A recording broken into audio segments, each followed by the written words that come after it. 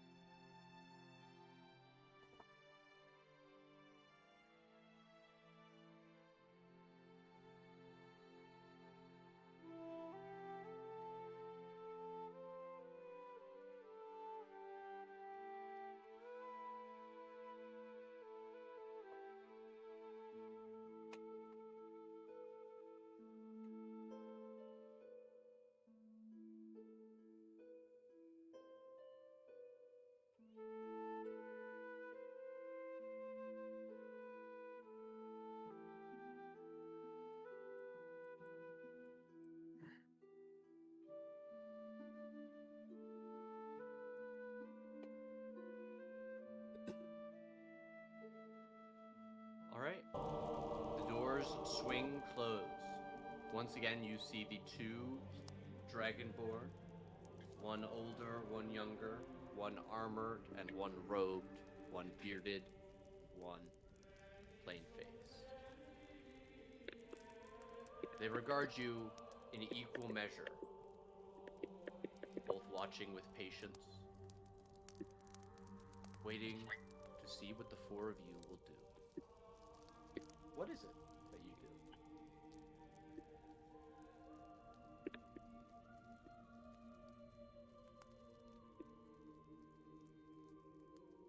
Nodding I in look ar- respect. Two of them. We just stand there and say nothing. Yeah, I look Look around at for you. a second and I'm like, huh? Do we bow? I'm bound. I bow. We You bow. would have seen Herzier bow and move off to the side respectfully when you entered. Oh, then I definitely bow. I introduce myself.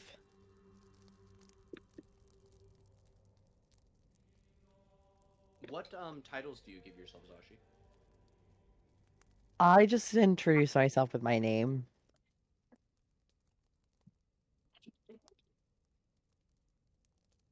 I guess I probably say that I'm a cleric of the twins.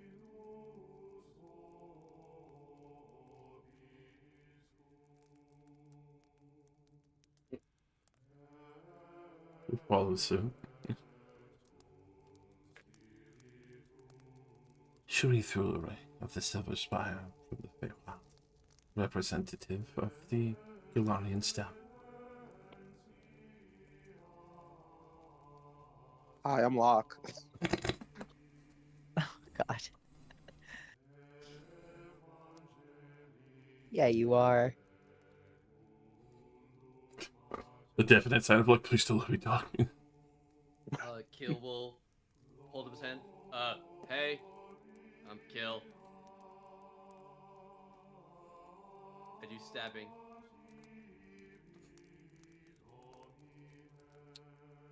That's not a threat, though. As you finish introducing yourselves, one of the Dragonborn, the younger one, will incline his head and stand from his chair, taking a step over towards a large golden dragon head. Puts a hand on it and turning halfway to look at all four of you says, I am Kraxer. This is Idatex. Why have an elf, a half-elf, a dragon, and a human of ash come here? What does the Galarians want now? Have you been contacted by Galarians before? Yes, Who? surely you saw this ship on your approach. Ah, right, yes, them. I can assure I you. kind of wondered if maybe you got a name, but I am guessing not. I can assure you we are not as bull-headed as the initiative party probably was. Especially being of a different origin to the nation. Well, and we certainly have different desires. The major concern that was brought to our attention and that we thought that would be wise to bring to other council, as much as our superiors might not be entirely wound with it to be full clarity, is the fact that other dragon councils are well and against you.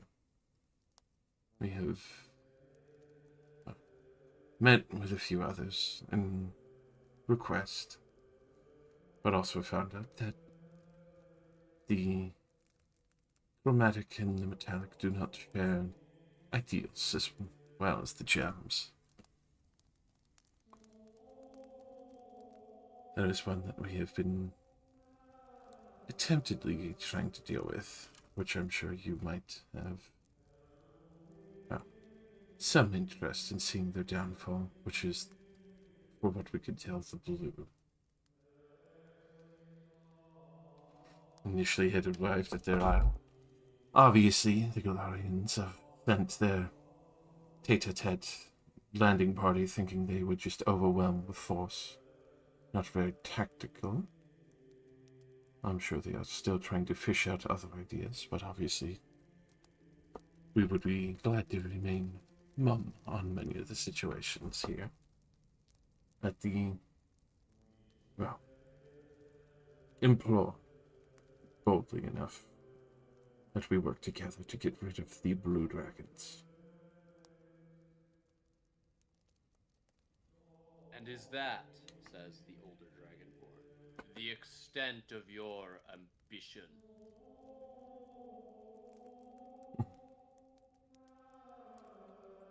It is a start. I would not be so bold to request you follow my ambition or my ideas, but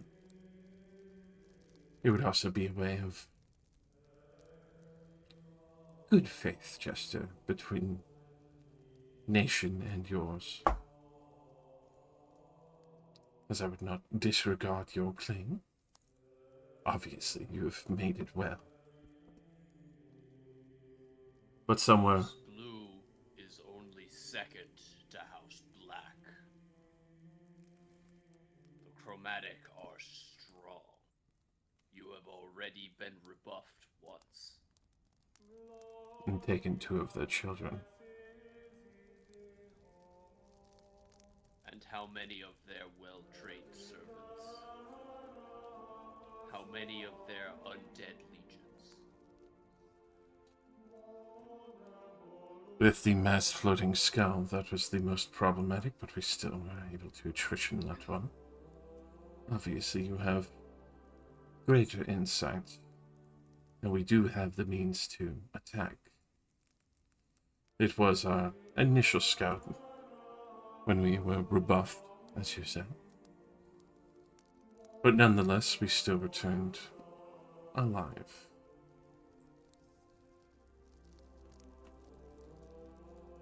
I understand that does not stand for much. And knowledgeable enough to know when you are too small to help. Precisely. I know you, the strength, and the knowledge, the extra assist from the ants. Ones that most would ignore if you were to make a distraction even. Would allow us to excise whatever head of power they might have.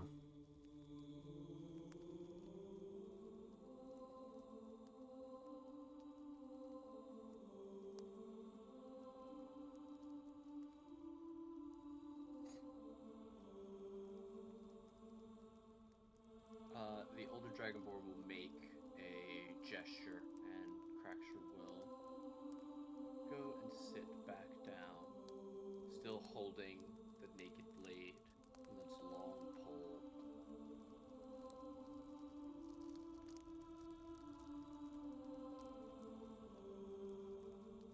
A distraction. Yes. It's not that I invoke you to attack them. Something that would marshal their forces to one side or another that would make an opening.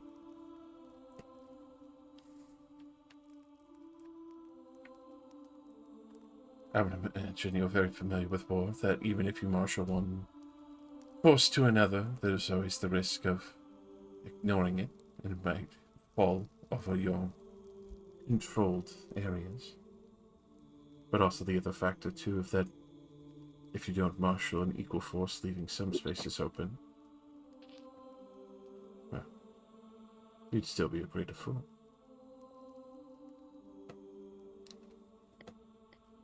Said you'd still be a great fool? A greater fool for ignoring those marshaled forces.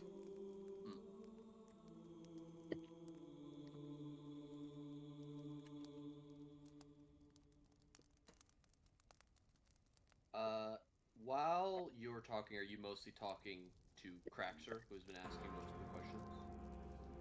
I'd be speaking both, Between both of them. Okay. both of them respectfully.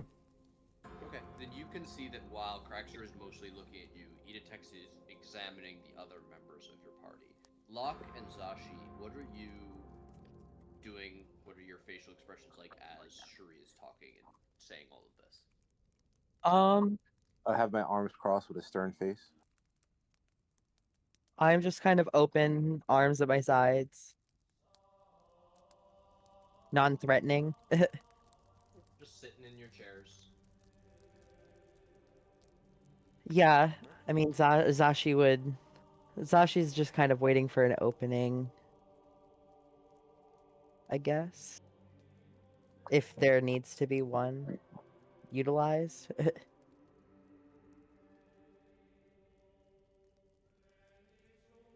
Our military force is marshaled. That is why we are here. Peace, little brother.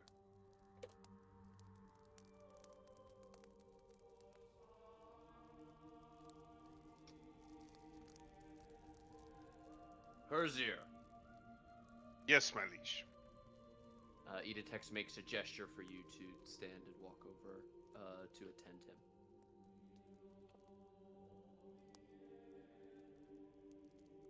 He'll gesture for you to lean down and say quietly enough to you that it's hard for the rest of the party to hear. What do you think of them? They are capable fighters, my lord. They actually saved my life. I would not be here were it not for them. They fight honorably and capably. Are you prepared to vouch for them in front of my father? They have been forthright with me. My experience has been positive.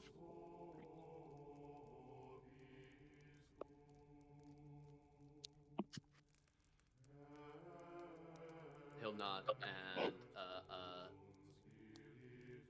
he doesn't say thank you, but he makes the sort of dismissive gesture in a way that communicates that he is in a good mood. You are used to this sort of like he's thankful, but he's not going to say anything.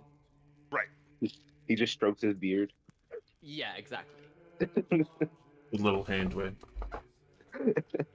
You guys ever seen My Kill brother Bill and I with the old must. master? Oh My yeah. brother and I must discuss an audience. I thank you for your consideration and patience. Urzer, see that their needs for food and rest are taken care of. It is late. Oh no, it's not. I thought See it that was they're- like 2 a.m. Oh, it's It- 2 a.m. Yeah, oh no, it's- it is. Wait. Yeah, no, it's I- late yeah. because we talked about how we were all super tired, but we need to talk to them before we go to bed. Yeah. Oh, I put 1 p.m. instead of 1 a.m. Yeah. Yeah. It says evening 1 p.m. in my notes, which is just wrong. That's a But yeah, contradiction. it is 1 a.m. So then he definitely does say the thing I said first, which was what I thought originally, and is correct, which is that you all need rest. I guess Um, Zashi would also have added, I wasn't sure where to add it or what to say, but I feel like she would say something along the lines of letting them know that while we are working for the Galler Stub, our ultimate goal is preventing total destruction to our plane. Working for is a very loose term. We're indentured servants. She's working Yeah. for it. I guess, yeah, Zashi would explain, I guess, because if they're gonna, at all get in cahoots with us, they probably would need to know that, like, I am technically a ward of the state, but I'm it's chill. well, it's chill. Our guy seems to be on our side, sort of, kind of, and Our guy, uh, he's not the guy. Needs to and go. that my alliances are towards like humanity first. The material plane. Yeah, the Yeah, material so plane. humanity is like you were not a human before, so there is Right, a distinction exactly. between So no, I humanoids wouldn't would be say the term. humanity, humanoids, the Mankind, material plane, whatever. This world I'm Sapient beings. protecting. Right. conscious beings across Well, the realms. I just want to make the distinction because there is the thing where like the Galar Stub is a human-run nation, and there are Right. other races in that nation, but it is run by and ruled by humans. Yeah, I want them to be aware that I have a globalist perspective. Casual apartheidness going on.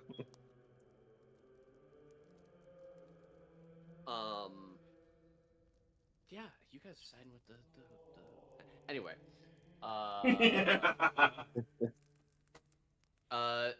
they will say to you, her Editech told you to give them rooms. You would know that the best place to do that would be the inn on the far side of the bridge. I will show them to the inn personally, my lord. Woot, Might as woot. well stay with them. They'll need a guide and someone who can translate. As you wish.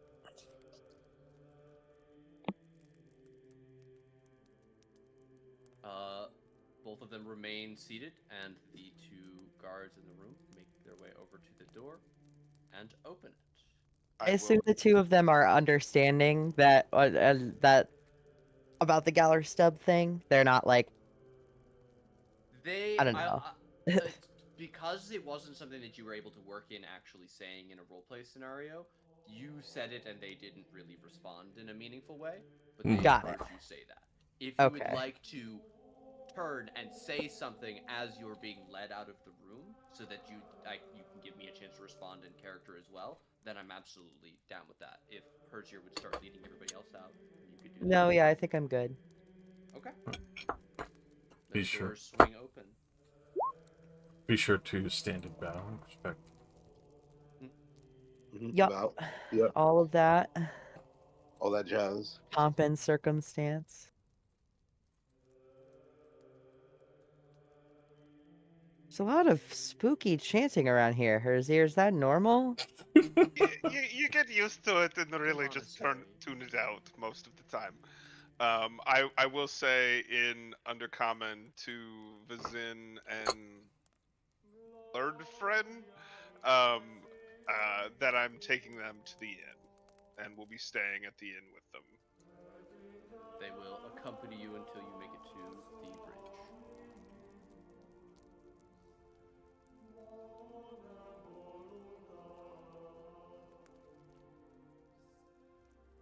Oh fuck, I forgot Kill in the room. Don't worry, they're kidnapping him for questions.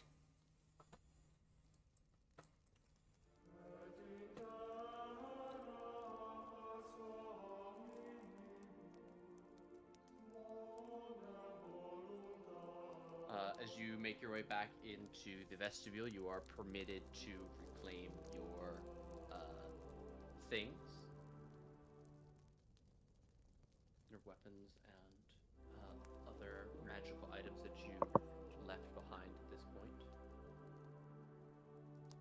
I would slide my staff into my bag of holding.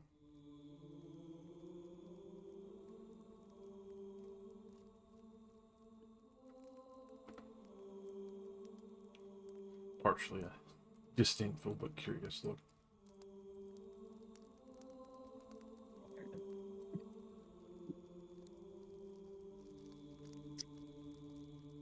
You pick it up, you feel the checkbox in your mind. Would you like to start to attune to this item? Get the fuck out!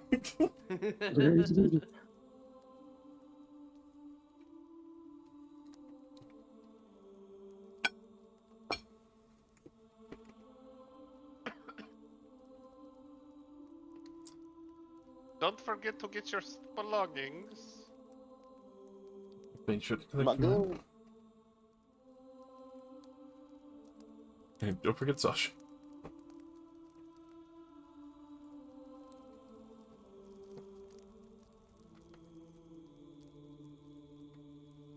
Hey, this is a cool map. I like it. Yeah, it's very stylish.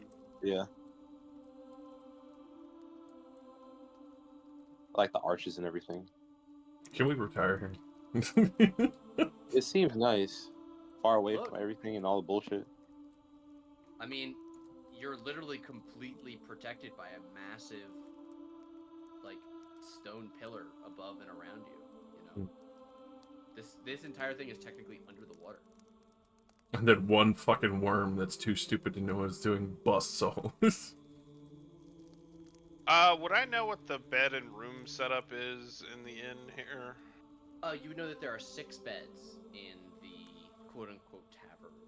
Hey. Yes. It's cushy. So plenty of rooms. As you make your way in, the tavern keeper would have been retired to sleep for now, but you could easily wake her, and she's Good evening. technically your subordinate.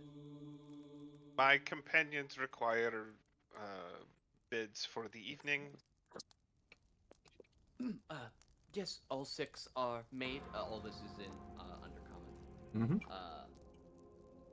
All 6 are made. If you require food, I have some cold meats and cheeses, as well as bread. If you need something hot, I can. She rubs a little bit of not sleep, but perhaps meditation crustiness out of her eye.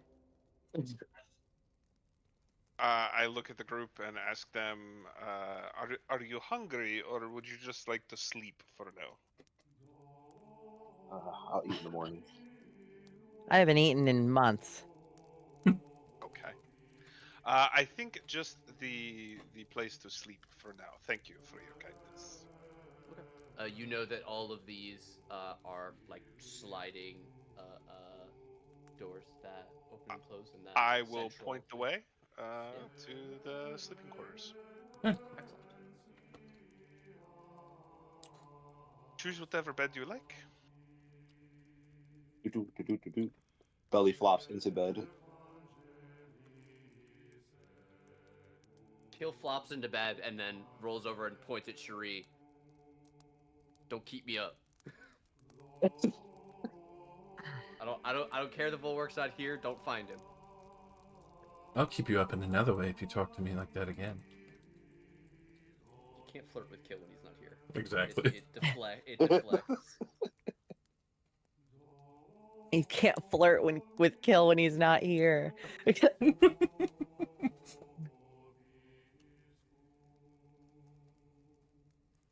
I sit in a chair and I pull out my book to write. I get ready to lurch over grudge style towards Kill just to fucking. No, I'm kidding. I walk in the room to check on Kill, slowly comes back out, and goes back to my bed. You see Cherie's face underneath the bed. I'm not gonna ask any questions.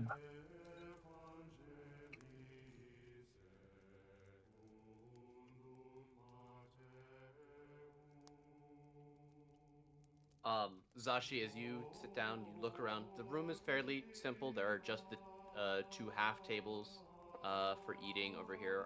A like inset eating area with benches that surround a stone cook fire in the interior, and a simple table with raised edges for playing some sort of tile-based game in the far corner. You also make out a set of cupboards and shelves.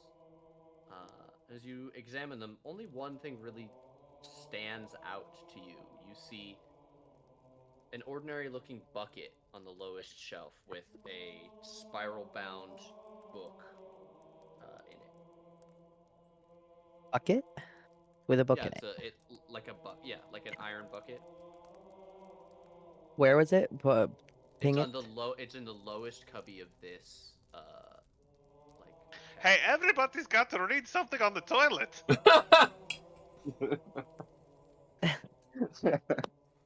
Yeah, and it's like tatami floors and everything like that. So it's I look over my shoulder like, what the fuck was that? Who said that? And I pick up the book. What's the book? the book says rules on it. Da rules. Spiral bound. I read the rules. I start to flip through. You open it. While it says rules on it, it does appear to be a blank notebook. The paper is lined inside, and you can see that it is like tearaway paper. It's stippled in such a way to make it easy to pull out. As you examine it, it's clear at least a third of this book's original pages have been used up and torn out. Huh. I get out my quill and I write in the first page, everybody has to listen to me. Okay, you like on line 1, there's a number 1 printed on the page. You write, everyone has to listen to me.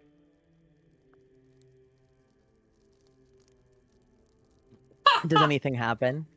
No. Okay. You wrote in a book, ink absorbed into the page. Okay. I add another rule. Oh god, what's the other What's the rule second be?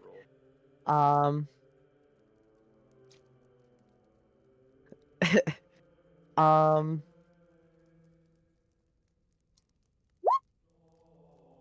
Oh god, what's the next rule? All of my jokes will here now be considered funny.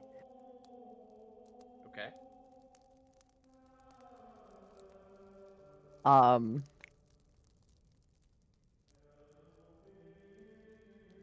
I stop there for a moment. I kind of just look at my hands and go, what am I doing? But I feel like there's something weird about this rules book with nothing in it.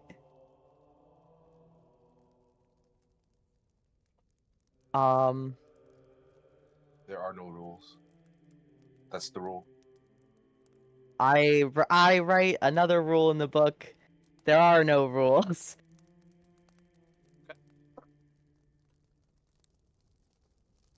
And then my fourth one, I write disregard rule 3.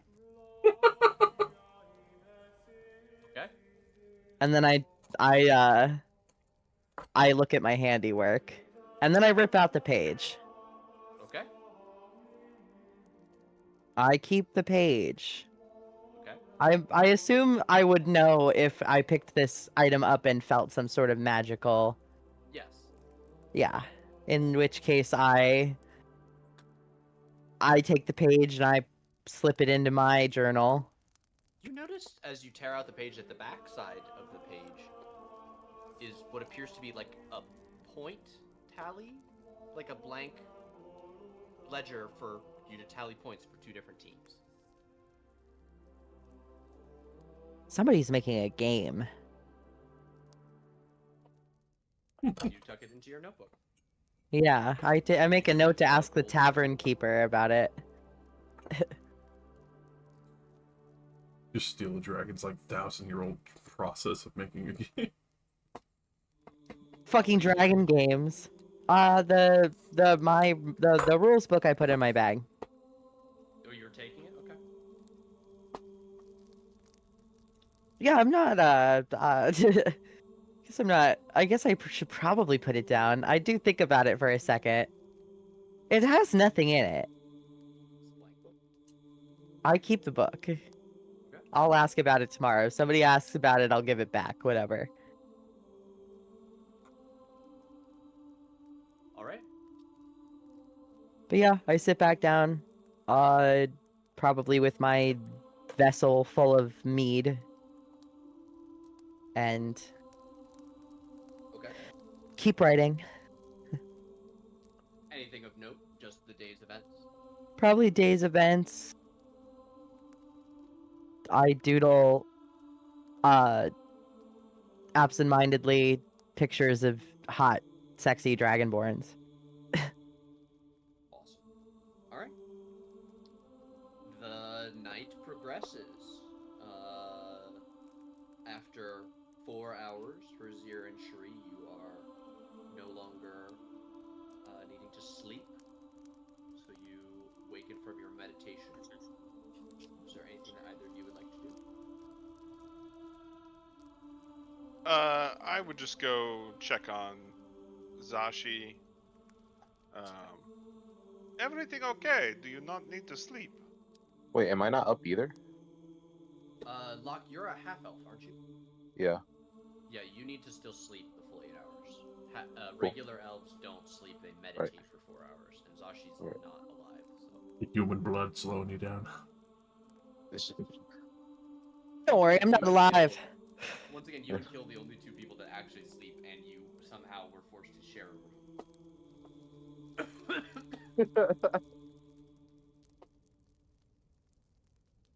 Good morning. Zashi, do you respond to her here? Oh yes, I say hello. No, of course I don't have to sleep. I mean I say of course, like you should have known, but no, I don't have to sleep. Ah, well, very good.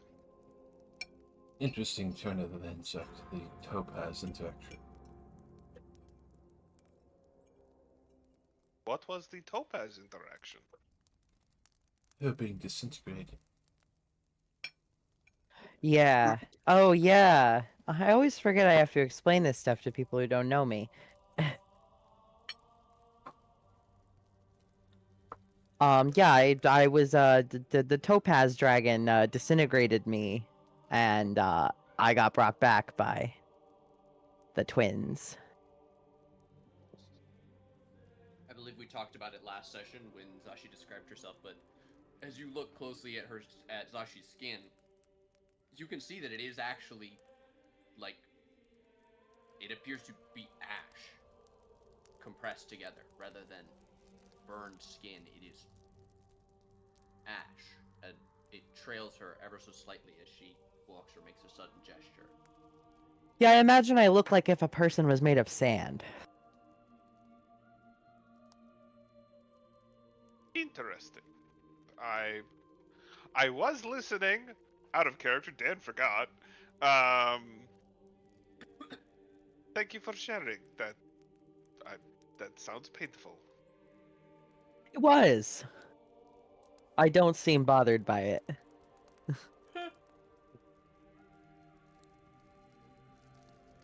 If I may ask, how were you brought back? Was it a divine miracle? Yeah, basically. I went on to the next plane, and then the next plane turned out to be Karak being like, put her back in. Interesting. As you're talking, the tavern keeper will come out, give you all a shallow nod, and make her way out of the door. She can phase through walls.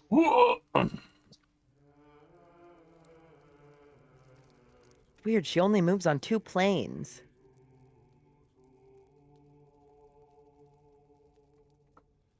I kill you. Damn.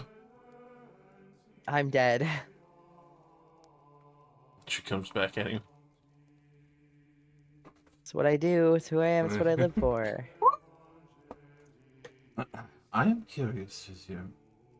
Did this place rise with the stone, or did you all craft it that quickly as it was forming?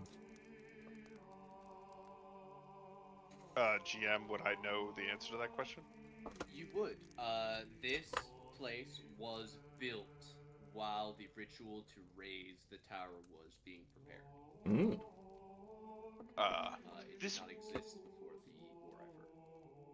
this place is a more recent creation. We built it while the tower raising ritual was taking place. And I will say you do know some of the details of that. The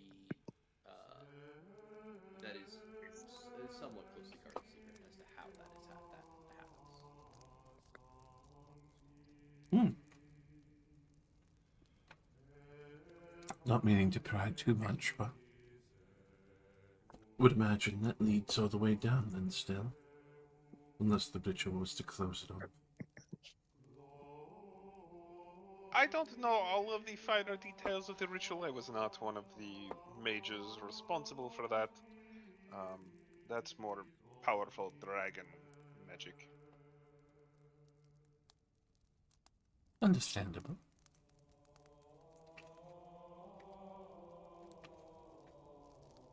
But it seems like you all made a relatively good impression on the children of the gold dragon. I sure hope so. It's really gonna be fucked up if we didn't. I pray so. There's few meetings with a few others were not as pleasant. This That is the second time we've successfully talked to a dragon. Well, third time, I guess.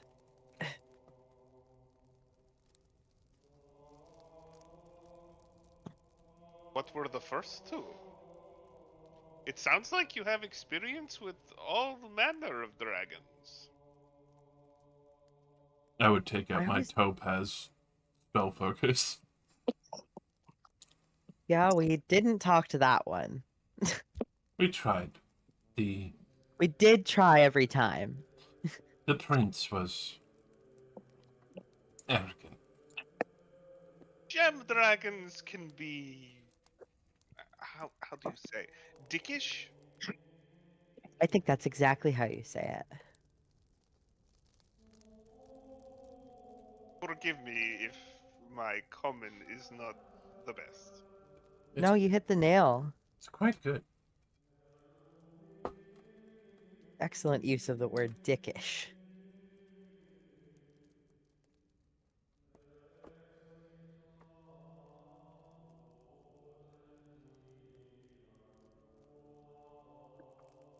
Uh, Zashi, I know you said you have not eaten in quite some time. Sheree, are you in need of sustenance? I would not wish to be a bother, but hunger does strike me a little. I will go find someone. I am quite peckish as well. Thank you. And I'll step outside and see if I can find the innkeeper. You would know that almost all the food cooked by the innkeeper is cooked out here, and you would find her already beginning what will be the breakfast meal in a few hours. Okay. The fire is lit. She will bow as you approach.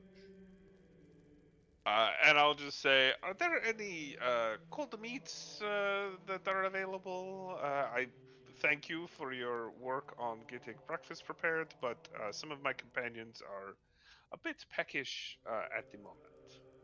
She will bow again, and there are yes, there are. I will send one of the Durga to as a runner to the main kitchen to get that for you. For all four of them and yourself. No, just for two of us. Zashi, I know you said you don't need to eat. Would you like to eat anything? No, I'm okay. Okay, just the two of us then. We are the only ones awake. The other two are sleeping still. Of course, I will attend to it myself. And they'll I appreciate you. stride over and bang loudly on this door as if without care for the inhabitants' sleep. Get the fuck up! We need the cold cuts! Yep. Bust out the charcuterie board. I'll be right back. I'm just gonna refresh beverage. Where's my pickled mushrooms? Zashi, you would watch as two of the short bearded men come out and make their way past you, keeping both a respectful distance and their eyes down. Oh, it's like being back home. This is awesome. To the kitchen. They go get food.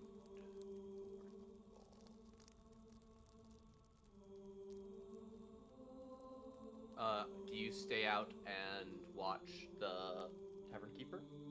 Oh yeah, I wait for like a lull in the moment before I ask her. I pull out the book and I'm like, "So what's this book I found?" She looks at you with a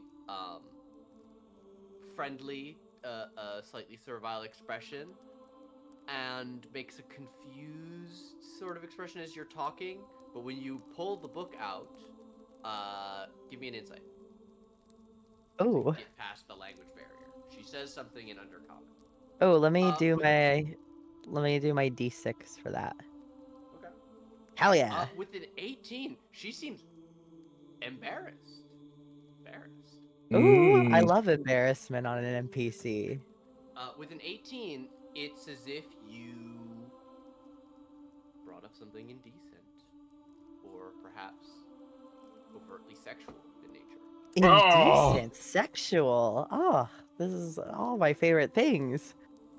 I She extends I her hand, almost apologetically, as if to take it from you. From my insight, can I tell if she could, how she, could I sense maybe if this servile nature means that I can make a joke and she maybe wouldn't get too embarrassed? Or is she Well, very embarrassed? she, with an 18, you know she didn't understand your words. It has to do with the book. I see, I see. Because she replied in Undercommon and it was as gibberish to you. You are a smart person, but this is a language you don't speak that has a root that is completely different than languages spoken Oh, up here. The root language for Undercommon is Dwarvish, which is a language that hasn't existed up here in over 10 millennia. oh wait, actually.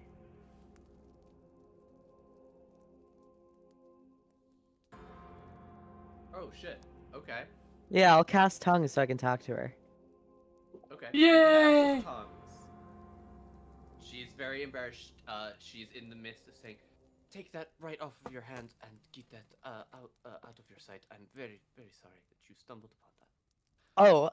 Oh, well, I guess I probably shock her in responding in Undercommon. But I say, oh, I hold the book kind of not teasingly Slightly out of her back. reach, but out of her reach, and I go, no, what is this? And I am giving a very kind of coy smile. She will first react with surprise and then flush a little bit deeper red. The sort of reddish purple of her face growing a bit brighter. It, this is for guests if they wish to partake. We have the supplies for them. We keep the bucket and the rules just in case anyone needs them. I need you to explain a little bit more. What is the involvement of the bucket? What's the game? What's this game you're talking about? But when the Don't be shy. when a bird and a bee love each other very Okay, yeah, much, I know about um, that. I stop her immediately. I know about that. then I've heard of such a thing. then and she gestures at the rule book as if There are because there's that nothing that's in the it obvious though. next step. Well, we would not decide your rules for you. Oh, so well, okay. I guess I get that part. What's the score sheet on the back? For keeping score? How do you keep score when you're having sex? Well, it depends on the rules. What are your Next, rules? next you're going to tell me you don't keep a bucket. I asked, what are your rules? Uh, oh, I couldn't. Oh, I guess. I'm just trying to get a an understanding of the culture. I smile she, warmly. she avoids your gaze and the question, and nods as you say you're just trying to understand.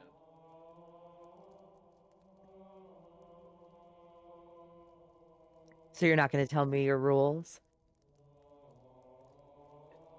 Uh, It's very, very private. Oh, your food is here, and she'll gesture as the dwarves come back, bearing, uh, basically like a sandwich platter. There's, what looks like some sort of leafy moss, perhaps. A sliced, green vegetable, and several sides of what appear to be, uh, like sliced cooked chicken, and roasted mushroom. Wow. I look over at the plate of food and I go, yeah, it'd be nice to see that if I was hungry for food. And then I look over at her and smile. I must return to attending the pots. Please let me know if there's anything I can do to help. Get her. Get her. Okay, I will. I am a bit. I think Zashi is a bit too sheepish to keep pestering her, so she does try to make a kind of point to slip the rule book into her bag while she's looking at You're taking the the book the tavern effectively. keeper. But then I walk away. All right, you follow the dwarves in as they hand Herzier the sandwich platter. So I found a sex rule book. What are the rules? That's the thing, she wouldn't tell me. I mean, I only hope to stay here another night. The best part of this is Herzier looks over at the bucket. Is that Dan does know the cultural context behind this, and no one else does, and it's perfect. Like I said, everybody needs something to do on the toilet. Oh dear God.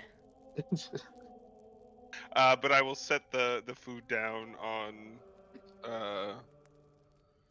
I guess this middle teppanyaki thing, Yeah. and encourage folks to partake. I'll eat some stuff myself. I'll partake as well. It's been about 6 hours at this point. I think Kill and Locke would wake up. You could finish up your rest with 2 hours of light activity, like perhaps eating. It's definitely loud enough in the next room to wake the two of you up at this point as they're talking, and especially people are coming in and delivering food. Is certainly enough to wake you both up. I crawl out of bed to the table. Only because I smell the food. Finally awake. Guten Morgen. Oh, hello. I'm glad to see we weren't attacked in our sleep. I mean, Forgot what Yeah. that's like. You are quite safe here.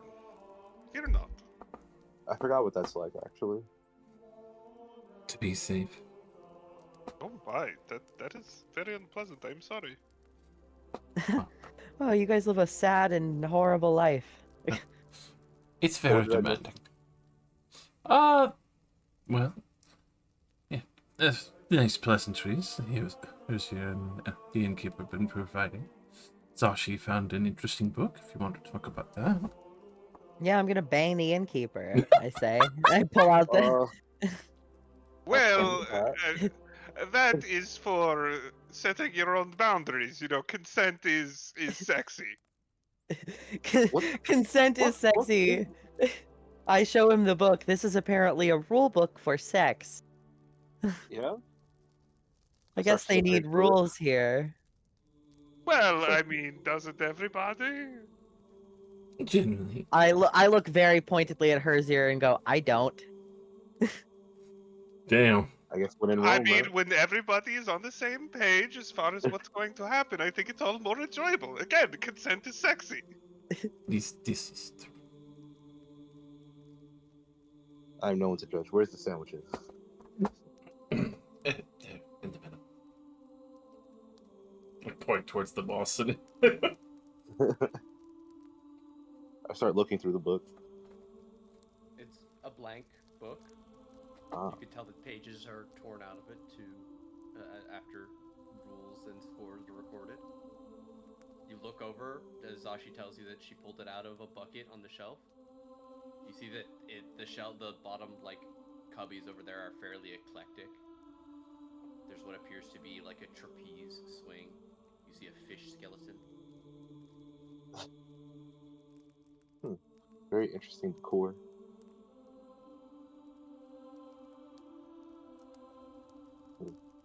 I think it'd be real funny if we all just write our own rules, huh? And we just Oh, keep them in this book. I pull out my sheet of rules. I pull out my sheet of rules and show them. These were my rules. And then I didn't see anything magical happen, so I stopped writing. The Everything you magic say is in will be what funny. happens between the people participating in the fun. My God, Herzier. PBS. everyone has to Oh, that sounds listen to pretty what fun I down say. here. I guess they're I don't know. I would say they're sexually liberated, but she didn't seem very liberated to me. How Seemed would you quite feel if someone guarded. just started questioning you about your kinks? Well, I don't really have any boundaries. Your customer. I didn't know what the rule book was for. If it's a common if it's a common enough thing to have around in an inn in her culture, So they're just lying around like that, then it is totally fine to ask questions. I will remind you all that this is not a real inn. This is a place for people who are visiting. This, She said for yeah, guests. Yeah. Well, whatever. Yeah. Look, I'm just going off what the lady said. Some people are embarrassed. Some people are hersier, and some people are embarrassed. I'm anti-embarrassed.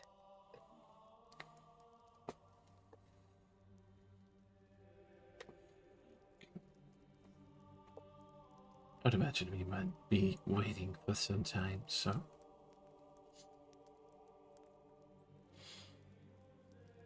Aside from that to kill time, I was curious what else you do to pass time here.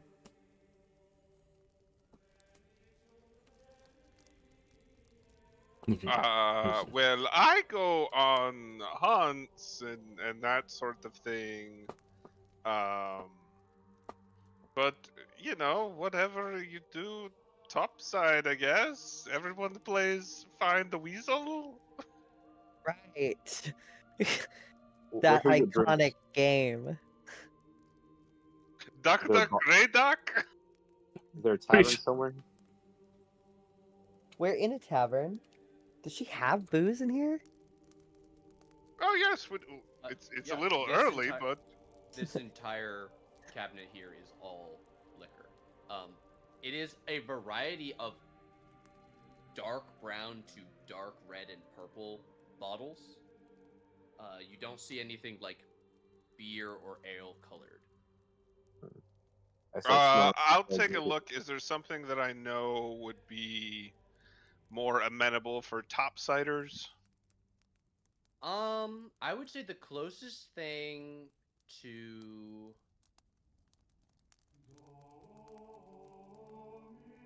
it would be rum, because you can make rum pretty much from anything, any kind of sweet fruit-like thing. So there's some very, like, very rich mushroom rum.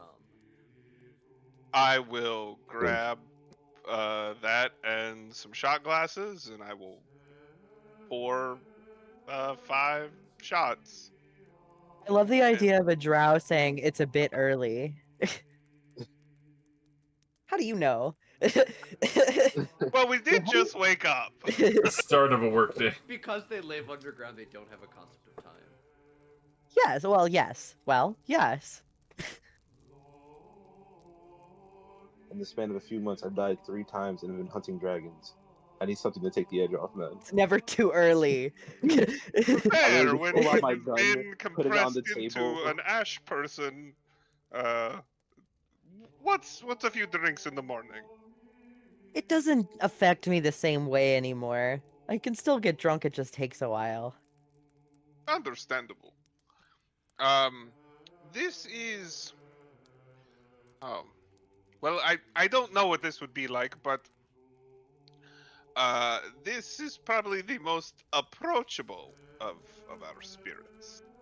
It's what we start Liquor. the children on. It's, Not oh that you my all have gosh. children, but some of our stuff gets a little high alcohol. I feel like you're challenging us, and we It's- should not be it's- getting shit-faced prior to meeting the dragon. It's now canon that drow recreationally drink ethanol. Just absolute straight. No huffing down here. We're drinking it You straight. drink the whole fucking bottle. So I shot will. for shot, friend. Like I said, I pour out several shots and pass them around. I think Teal takes his without a second thought. By the light of the golden dragon, salute. Oh, Gulp. Throw that shit back. god damn. This shit's good. I imagine mushroom rum would be kind of good. Sure, he kind of makes a face like, oh my god.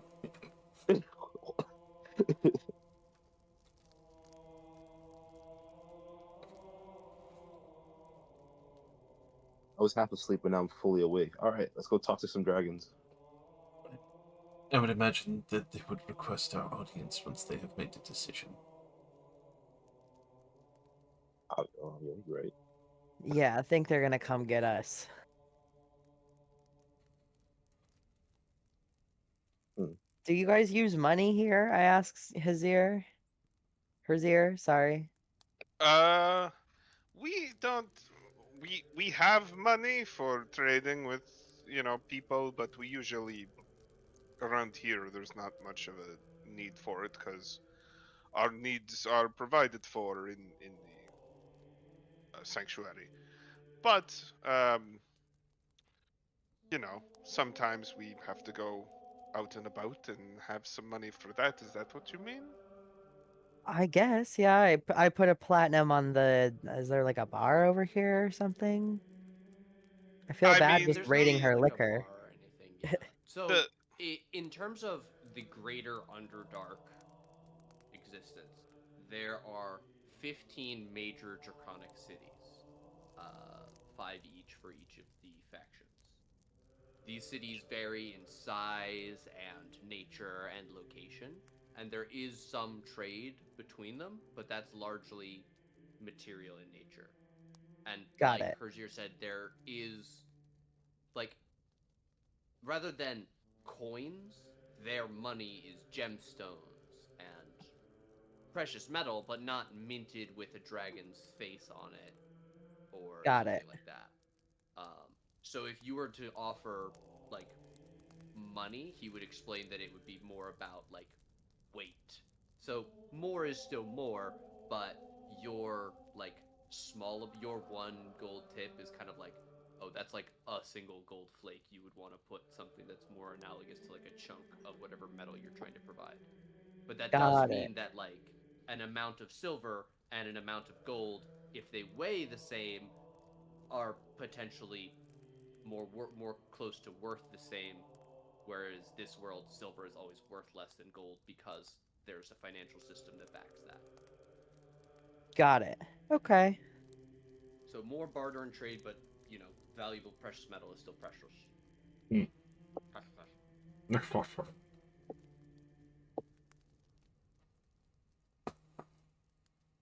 And if you and have I mean the questions tavern about keeper is a slave, so not really expecting any tip or anything. Oh, well, in that case, I put my money back in my pocket and say nothing else.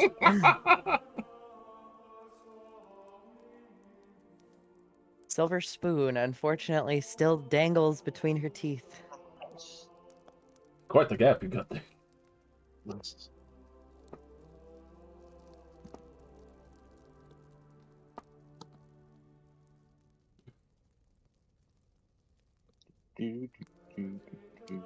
Well, pour us another shot, Herzier. What's going on? I'll do another round, I suppose. Yeah.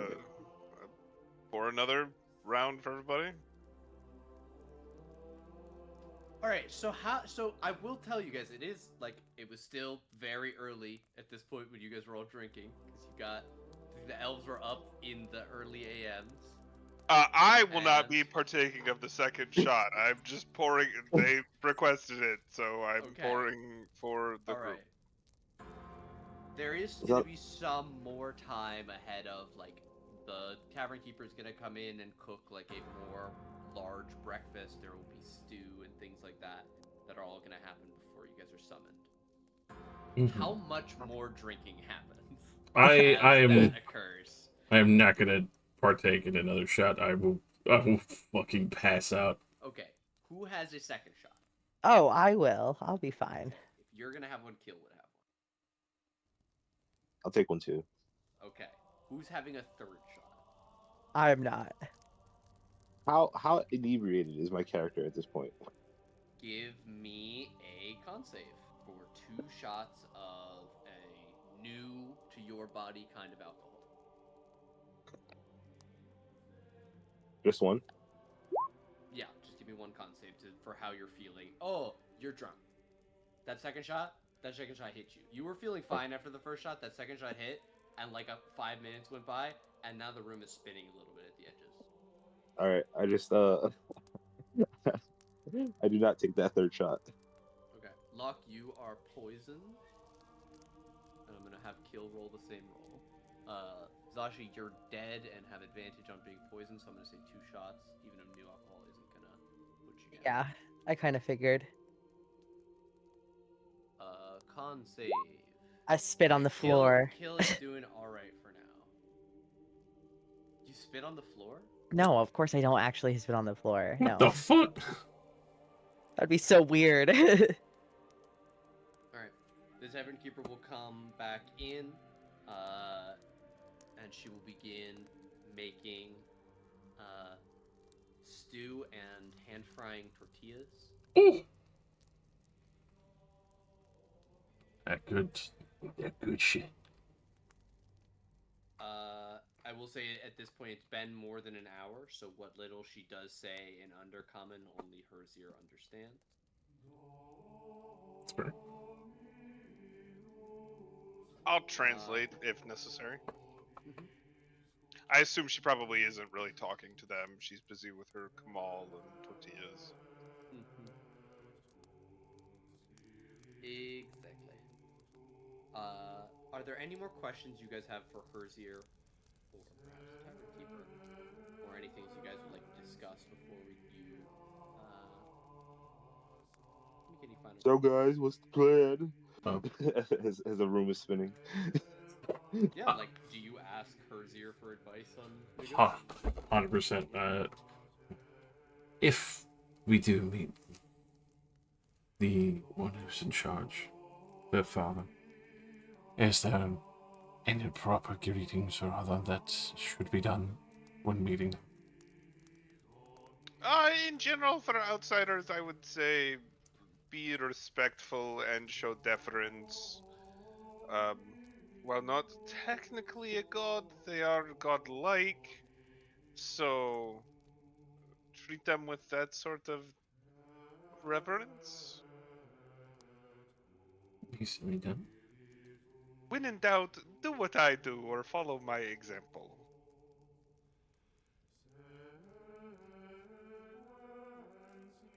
I We feel like all we don't know begin that doing well. our impressions.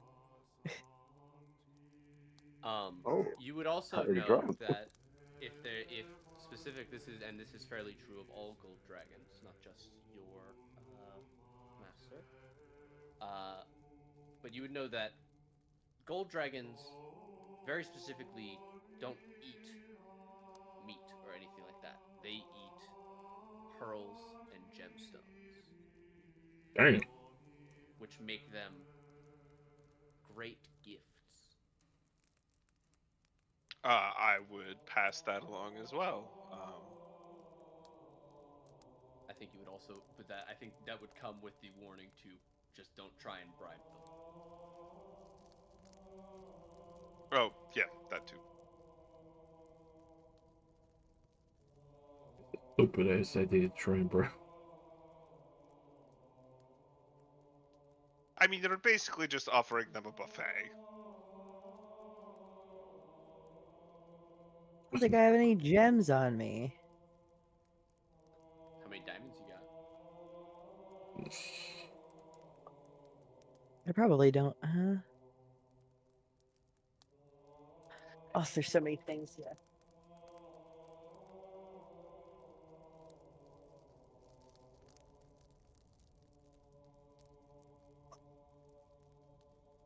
Have I gone through all of them by now?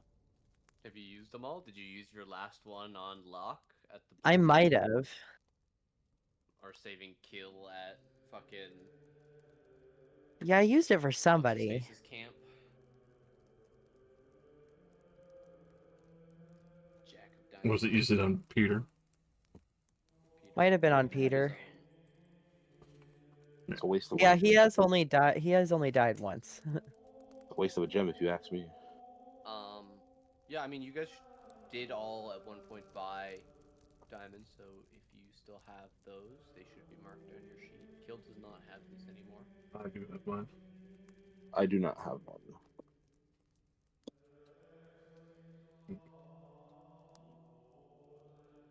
Oh. In that time before I forget, could I attune to an item? Sure. What item would you like to attune to? Tongue of the Dragon. I was gonna say, please not the staff. I grab the staff. I need more power.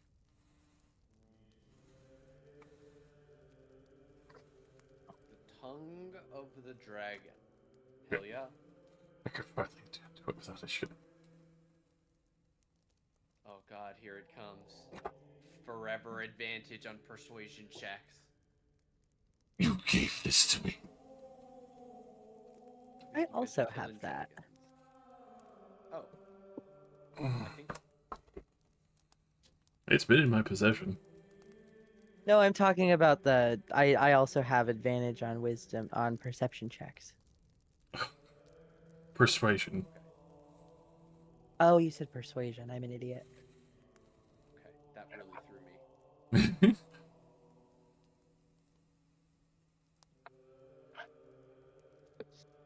Yes, you would absolutely have time to attune to that. No.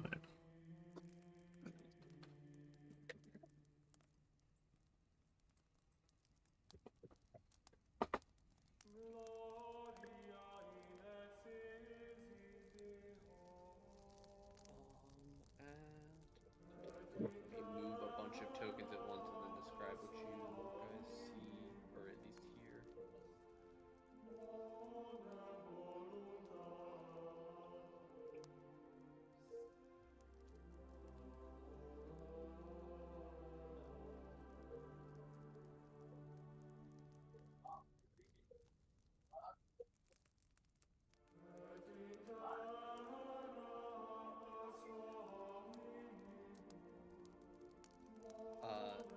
All of you hear loud, excited voices in Undercommon. Almost all of them high-pitched and childlike. Hmm.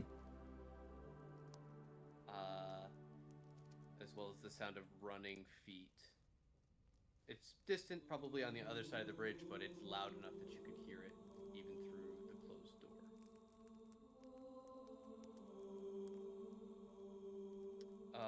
Herzier, you know the young initiates are probably enjoying some time by the reflection pond.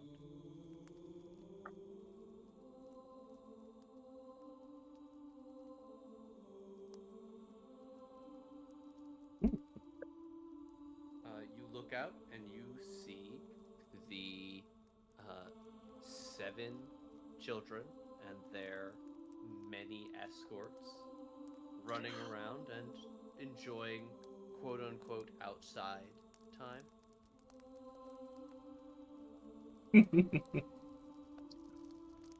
You recognize them and know many of them by name. These are the children that are being trained to become warriors, mages, or druids, depending on their abilities, by the drow of this monastery. That is the purpose of this place.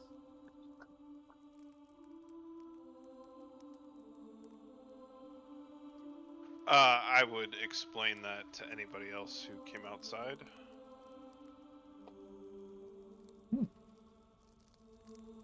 It's good to be diligent, starting at that age.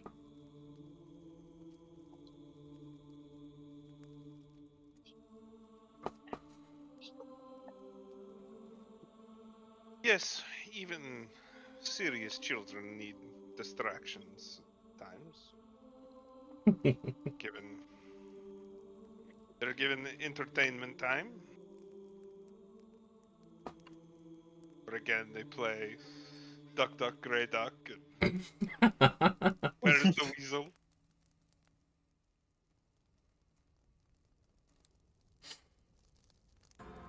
I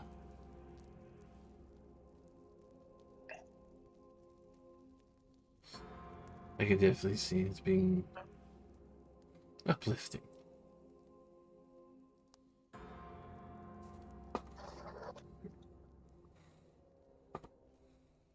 imagine they're going to be quite proud to take over when they, obviously get much older. Yes, eventually one of them will join the ranks of my order, or at least one, maybe more. No children of your own? No, one of them is my niece. Hmm. Her her parents are missions, so I look after her when I'm here, but I'm also very busy. We look at the children collectively as our children. You know, it takes a village.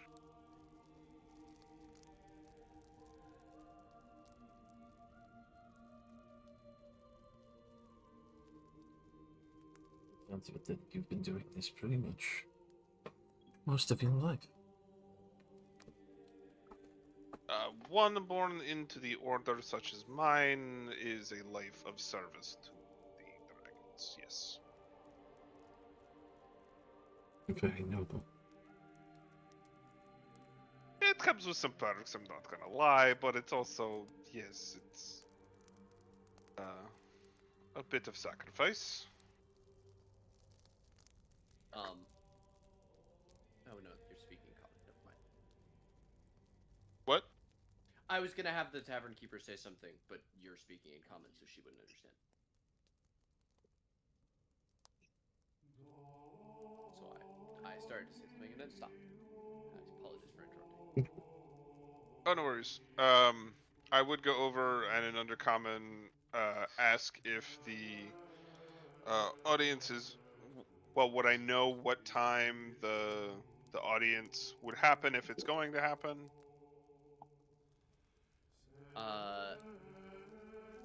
You would know that the only thing that is keeping this up is the say so of your liege lord. It's basically just until he is ready. Okay. You ask Silikir, and he promises to go see if anyone knows about a time. And Yeah, Mariah Carey he'll, is going to perform when Mariah Carey is damn well ready. yeah, he'll run off, trusting you and everyone else to not do anything too bad. Nothing untoward. We won't do anything bad. Yeah. You Oh, can have the On fire. You guys now have an opportunity to leave pretty much all your stuff here if you would like, and tell me very specifically what you would like to bring. As Herzier comes in and says that it should be soon, and that you all should begin to make ready. We're approaching like mid morning, 9, 10 a.m. Do we have outfits?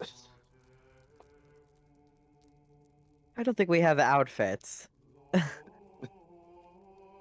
This isn't a spa. They're not going to give us a terry cloth robe, I don't think. I don't know. We have Right? money. I look I'm at Herzier. I Herzier, don't know. I'm they pretty sure we have could trade to get some robes. dashing robes.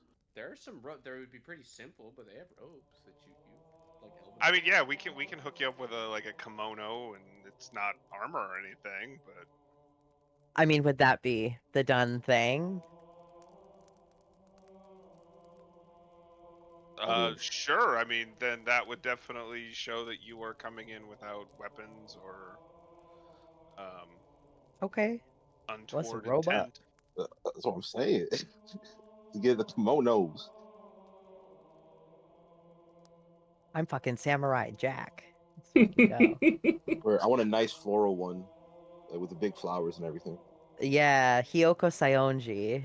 All right, I need everybody to go onto Google Images and find what your kimono looks like. Oh, easy. Boom. Done already.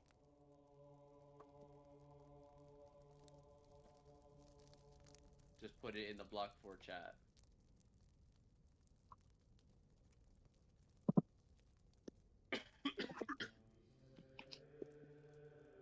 Okay, amazing. Loving the orange with the purple. He'll will actually go do the Samurai Jack one just because I want him to have one. I feel like you would appreciate that one.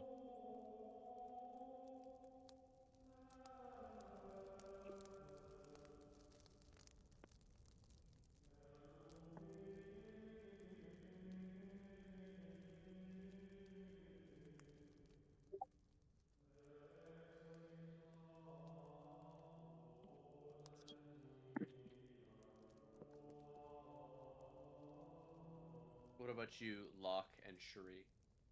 Yeah, mine's ready. Shuri's frantically googling lightning kimono. I actually know. Actually, it's a nice purple one. Demon Slayer, loving it. Very cool. Loving the choices, guys. Very, very cool. Everybody, please take a character inspiration. Hey. Hey, All right. You are given the kimonos. You get dressed. You take. Give me a list of what things you guys are bringing. Like for example, are you guys gonna bring your bag of holding to try and offer dragon stuff from it? Like I wanna know what things you guys are gonna have so that I know how the guards are gonna react as you like go. I mean, as cool as it would be to hold my gun in my sash and my kimono, I'm not gonna do it. I mean, well, like, it all depends on how you guys want to do it. One of the things that Herzier told Galrux is that you guys are people who are strong and can stand on your own. So there's something to be said for giving that image. But there's also something to be said for not bringing weapons to go meet the guy that you're trying to. So it's all dependent on what your strategy is. There are no right or wrong answers. I just want to know what you guys are doing. I'm just drunkenly looking at myself in the mirror, like, yeah, I got this shit on. No, readjusting it all the time.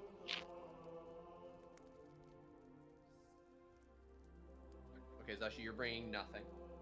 Yeah, You I bring don't think I just your need anything. kimonos. You take the wooden shoes.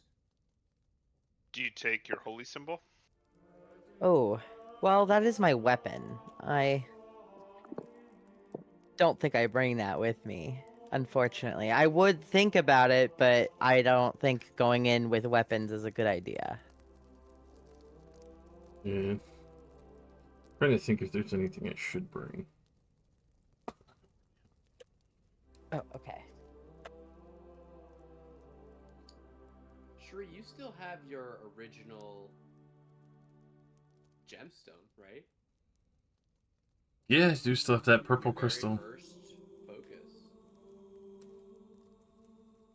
I think maybe you're going through your stuff and you find that you realize you haven't thought about it at least since you picked up the staff. You wonder, you don't remember the last time you used it. It's already quite exotic from where it came from. I think that's the only thing she would bring. Okay.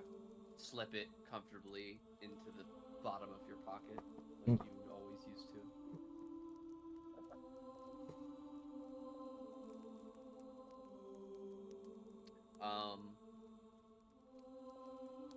Do you guys tell Kill not to bring any weapons?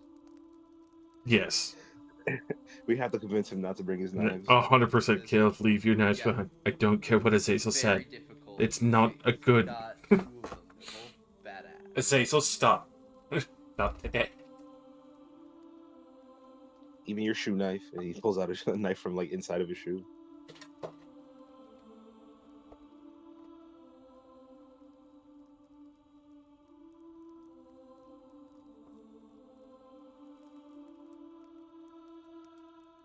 Alright, he will be in just the kimono. I think Kill might wear his armor under his kimono. I get to do that. Something he would do. He's paranoid enough to Especially do that. because he's Jack Black.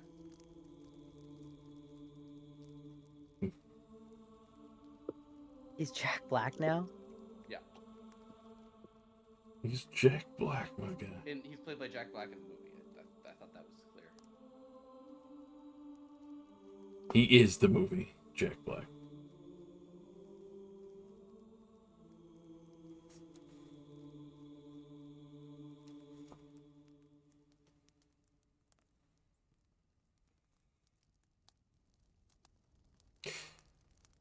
Yeah. Okay.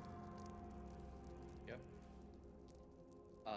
As you all finish your preparations, Silikir will return and let you know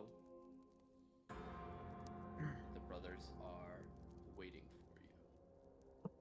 for you. Ooh. I will let folks know your audience has been requested.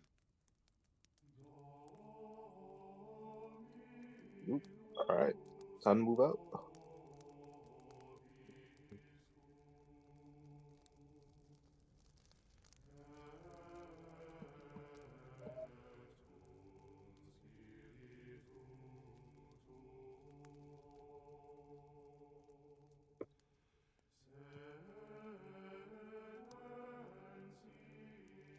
Zoom.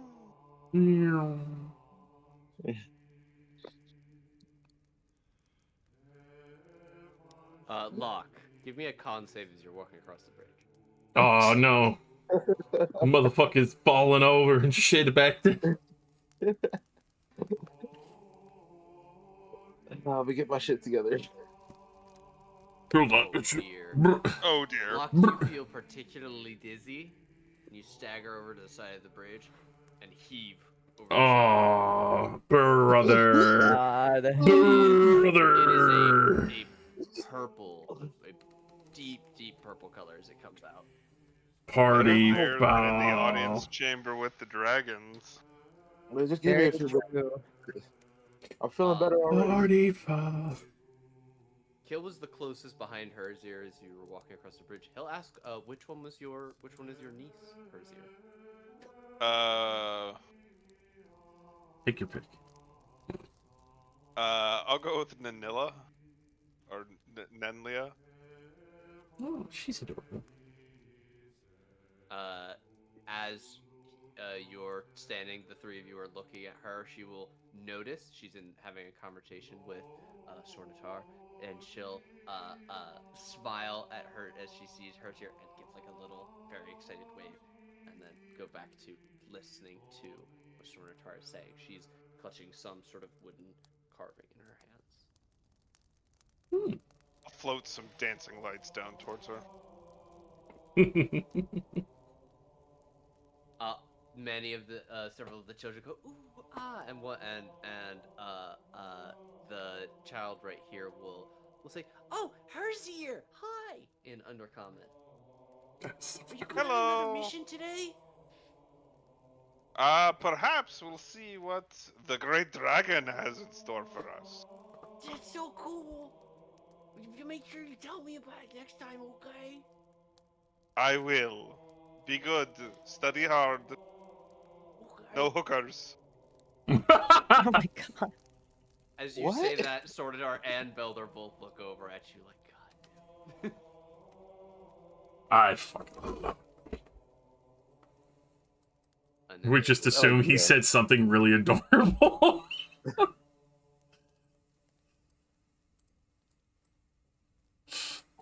Oh, God. So I after I lead them threw up, I'm into the still drunk. That's vestibule. crazy.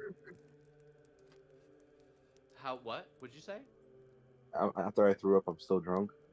You were still drunk. You're now also going to be officially poisoned. Oh, dude, you really went deep on the moonshine.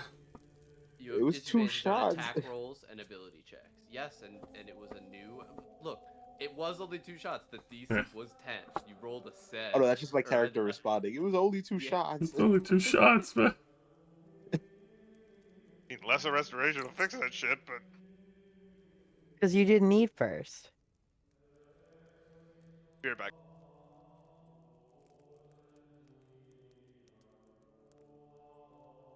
Just crawl over to Zashi, please. Help. don't I- have my holy focus. It's Yeah, I don't have my holy focus. So sorry. Locke, you've dialed in for this suffering. Oh, baby. Locke offered to run back and get it for her. Please help me. Run back drunk.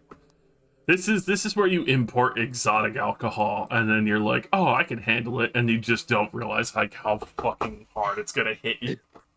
Mhm. I look at him like, oh, I'm so sorry, but I didn't prepare lesser restoration today. Oh my fucking God. You went hard on the Uzo. Oh. Don't worry, guys. I ain't gonna say shit. I place a hand on Locke and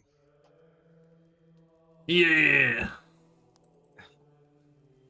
What does your magic look and feel like, Herzier? my hand glows and you start to feel warm and then a little too hot and you're like, oh fuck, What that's really and then it dissipates, but it still leaves a little tinge of like redness from a handprint. Burns out the alcohol. Oh shit. Thank you, friend. The world has stopped spinning for now.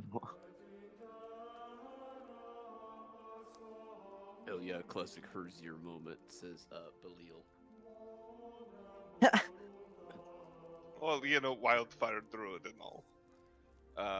And I will announce the group is meeting with the dragons.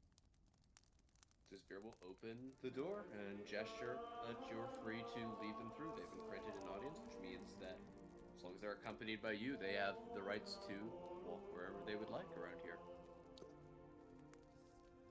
Actually, this door also be open, which you know serves as a main prayer room and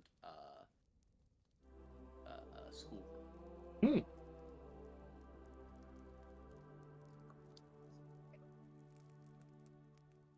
Please drop any weapons that you might have brought in. I think everybody left stuff at the inn.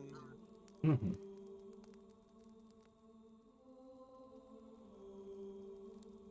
I was too drunk to bring anything. I should have brought the rule book. Just in case this meeting goes really well. Damn. Heyo! Zashi hands her over. Everyone has to listen to me. Oh no. And I will lead folks over to the chamber.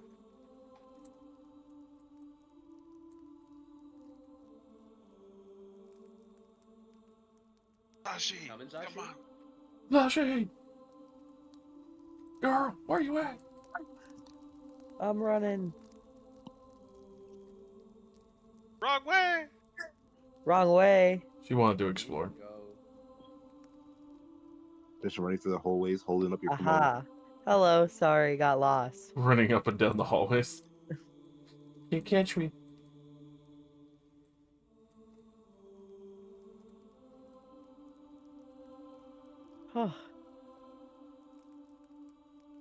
I will salute and bow and move off to the side. Bow. Bow. Enter. Bow deeply. They'll both stand from their chairs as you enter. Bow and enter.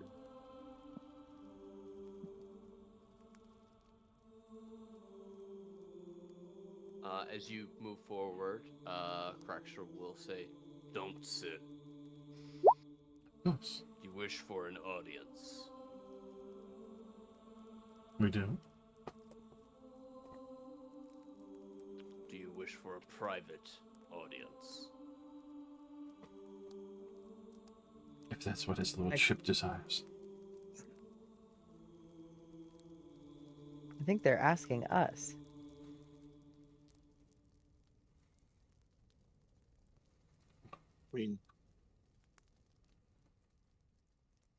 I mean, You're free to join us if you two want.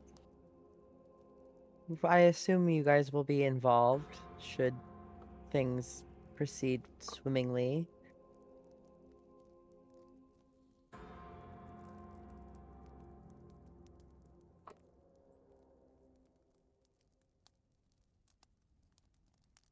will make a gesture, and as he does, the two drow will step from the back of the room around and to either side of the dragon head. They'll step forward and pull on either side of the scroll in the dragon's mouth, which splits, revealing a before unseen seam. As they pull it out of the dragon's mouth, the now empty jaws lift the entire top of the head, angling back 45 degrees to reveal a spiral staircase leading down. Craxer and Editex will step forward, making their way down the stairs. Am I going with? I would assume that you would Okay. like to come. Well, I do want to go, but if it was a private audience, I didn't know if I counted at that. Well, they didn't say, right, so. Well, yeah, I'm pretty sure. Well, you were gonna vouch for us. You know, we would want you there. Yeah, we want our guy on our team. Mm. You are on our team, right, Herzira? Of course. I don't like how you said that. Pulls out sword. Oh! The camera's turning on. He's gonna make a face. He just looks at the Waiting. camera. He breaks the fourth wall.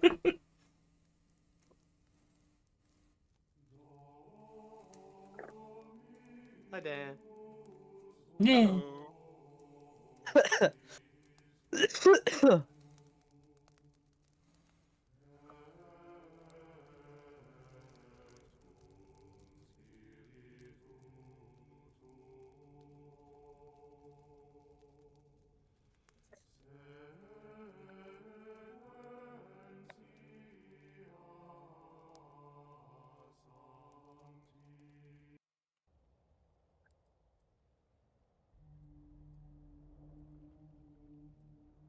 You make your way down the stairs. You can see large chairs and a simple set of drawer cubby holes covering one wall. Cracksure and Editex walk forward.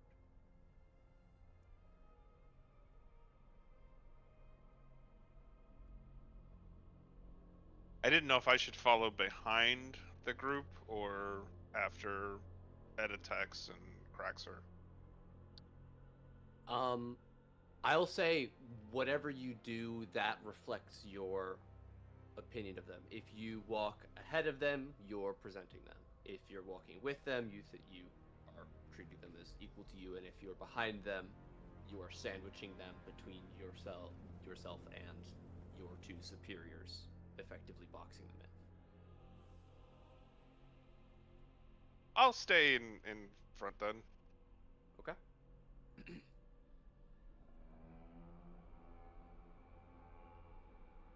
Cracksure will step off to the side here. Editex will step off to the side here. The older Dragonborn will say, "Behind me is the war room. Before you is what you seek. And behind him," and he gestures at Craxer, "you will not go."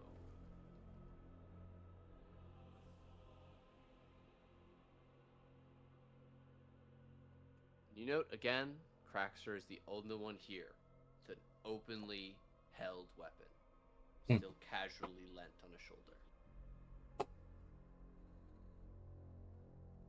Craxer gives you the nod, Herzir. You can pull the curtain aside, revealing the wooden door behind it. The short vestibule is illuminated by brilliant gold discs embedded in stone frescoes on the north and southern walls. They are inscribed with an intricate maze-like pattern that circles the entire shape and is unique between the two discs. You can't help but follow it, trying to trace the lines with your eyes.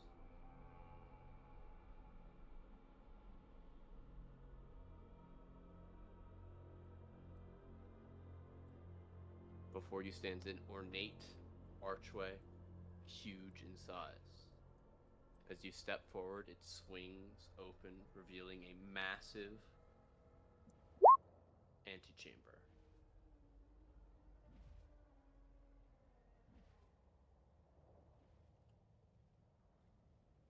At the far end of which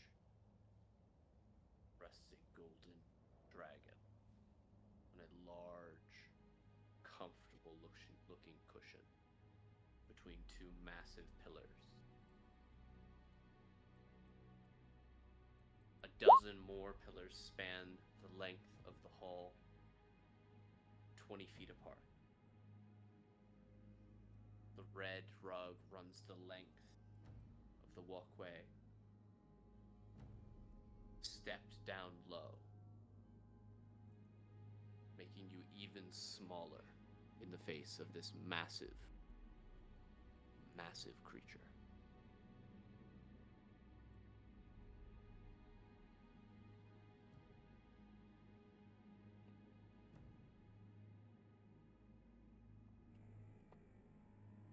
Big.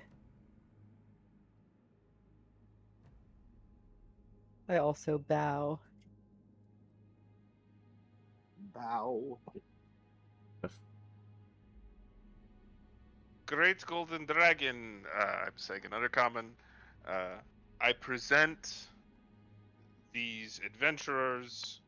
They seek your support and wish to assist. And I'll step off to the side.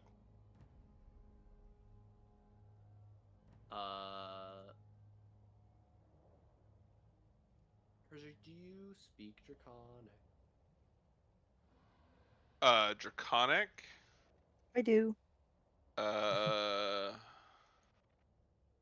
do. I picked that. Excellent. Okay. Always a He good will choice. Or respond. in whatever language I knew would be No, yeah. appropriate for this. No. You're doing good. I'm thinking. I'm future planning. He will respond to you in Undercommon, and he says, "You have done well.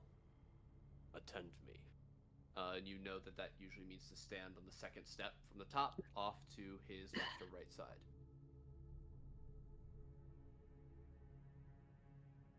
In a louder voice, in rumbling Draconic,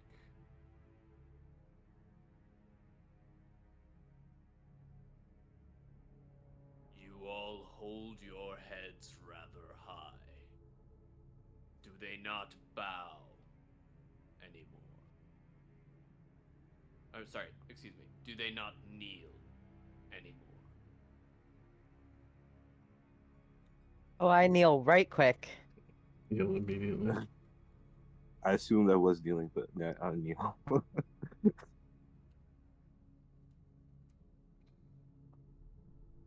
My apologies. In draconic apology.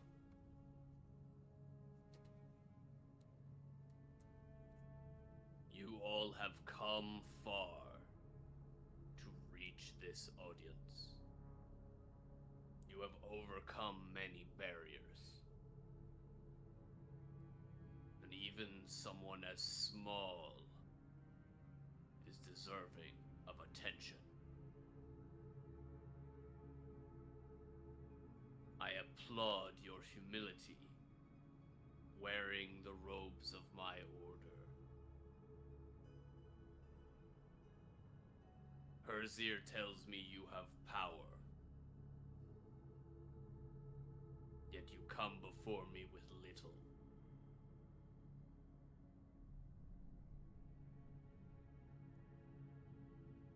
I pipe up. Explain yourselves. I pipe up.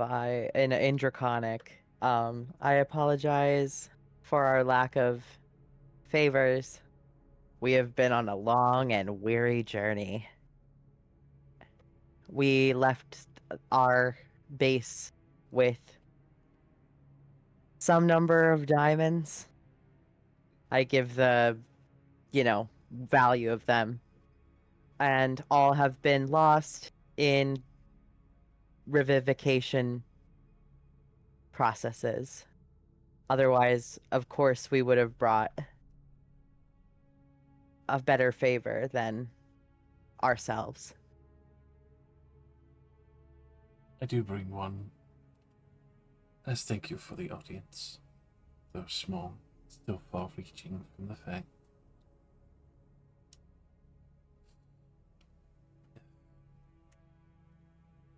Permissible, I would look to Herzier, hold out the purple focus crystal. I will step forward and take it,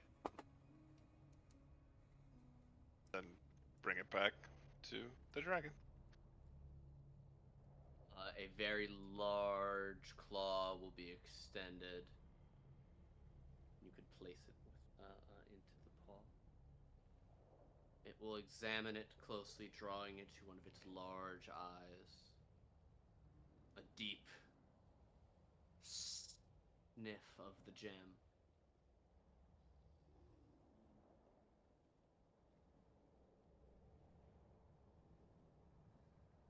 I believe this is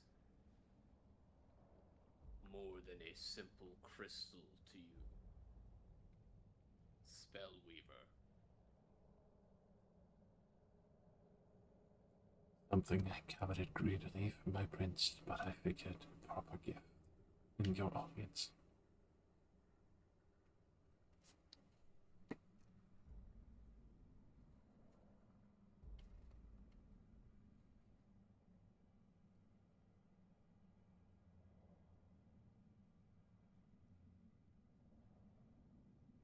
I too am in search of allies. Our position is weakened.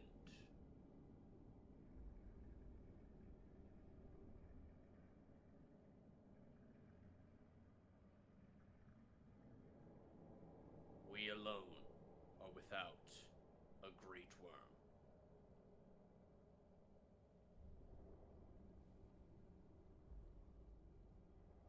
That's not good. I don't say that out loud.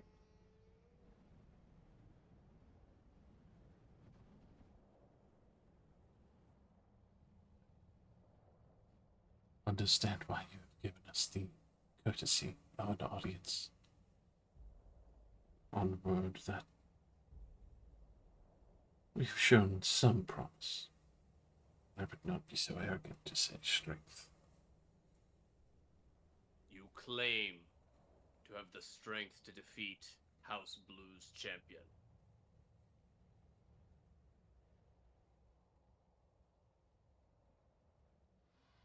I believe I we are don't know. strong enough. Well, I mean, no. Well, that's why we're here. We can't defeat an army. The Malisaires are powerful spellweavers in their own right. They say their line goes back to the first dragons.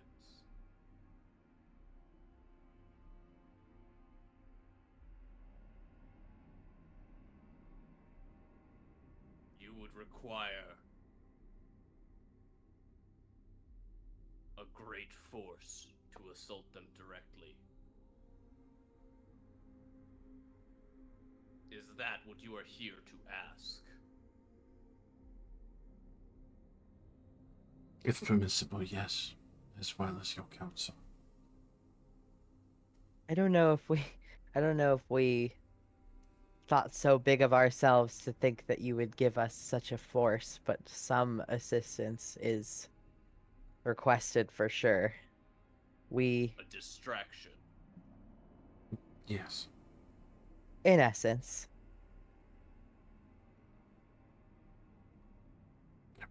Best to put your lives at risk.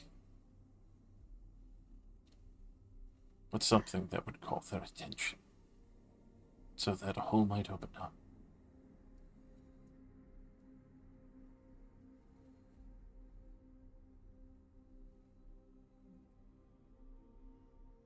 And were I to agree, were I to offer you one of my strongest servants, and he holds a hand up as if gesturing towards Herzier, and a legion of warriors under his command, what will you do for me? Yes, you will kill a dragon. You will slay the champion of House Blue. But what then?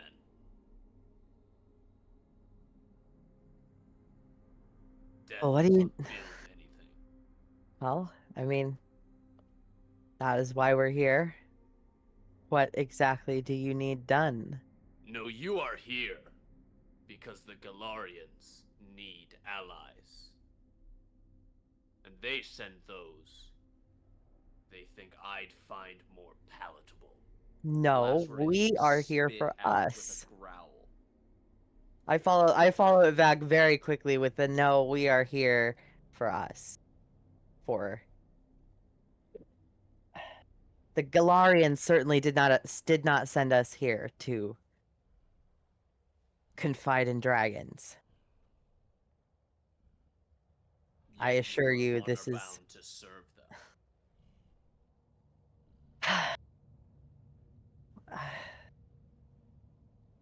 You said as much to my sons.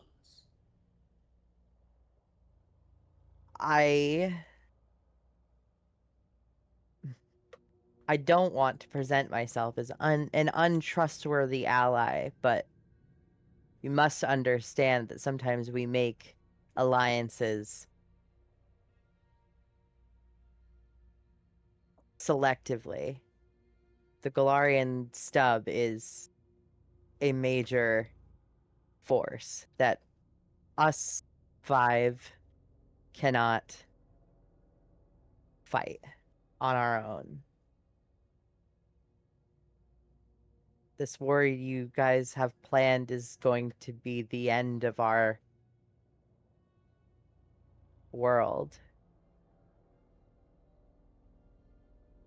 Does a group of pirates care for the world? He looks at Lock and Kill. You like living just as much as anyone else. I went to jail for the world, I say, kind of frustrated.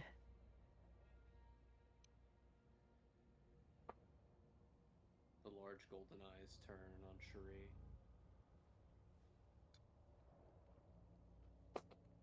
I give a soft, comforting smile in return, knowing a little bit in the back of her head the judging eyes that are falling upon her.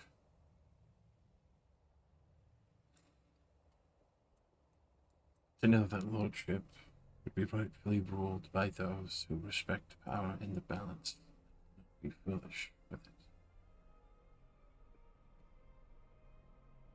Yes, I do represent the Galarian stuff in the interest of that. But I do seek the interest of putting responsible leaders in charge of the world.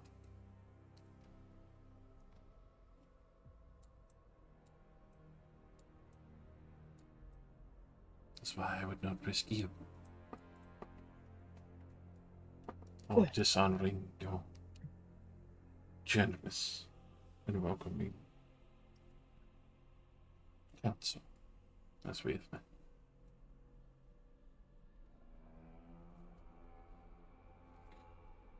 I understand full well that my compatriots are not as political with their conjectures.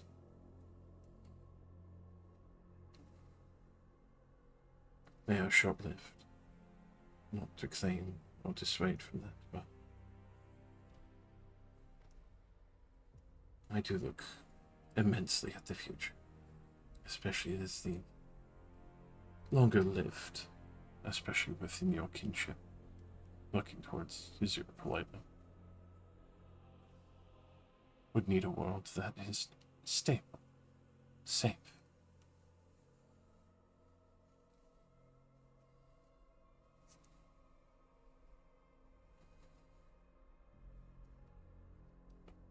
clearly have that. With the proper cautions and strength to keep it.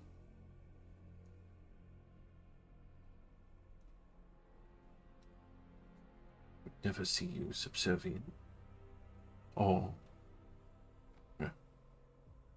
having to publicly proclaim the Galarians to be your allies, but a treaty of peace.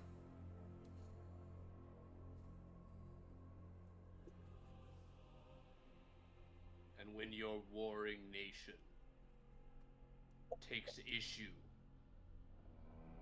with my next alliance, Stand with you. We all would. Just want to piggyback in there. I have no sentimental feelings for the Galarian stub. We were being forced to work for them, not by choice. I actually went to jail for sedition.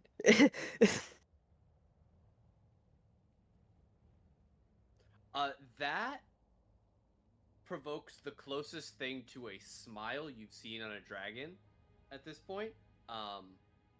It's been speaking mostly without opening its mouth. It's cool ass At dragon the- shit. At this, it will open its mouth about 4 inches, bearing first several rows of teeth.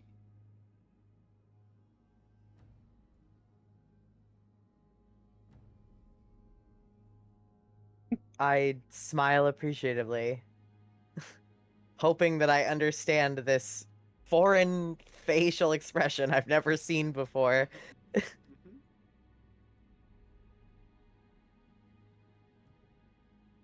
I am glad to know which side of history you would like to be on.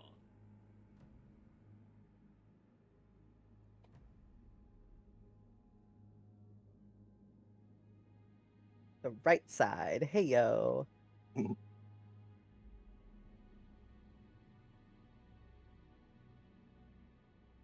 Which side of the dragon war are you on? The winning side. The right one.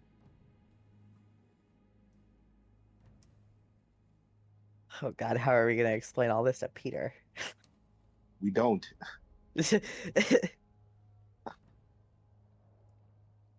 I see no reason not to agree to ally myself with you all. But that comes with something you all should know.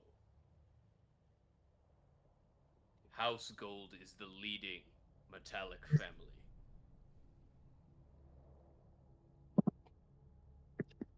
We do not command the other houses, but where we go, they will follow. I know you have discussed with Andresier.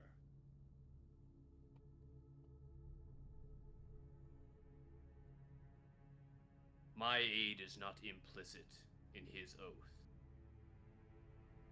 but his is with mine. By allying with me, you are choosing us. And you cannot forsake this alliance as easily as your mortal nations. Even now, your lives are in danger.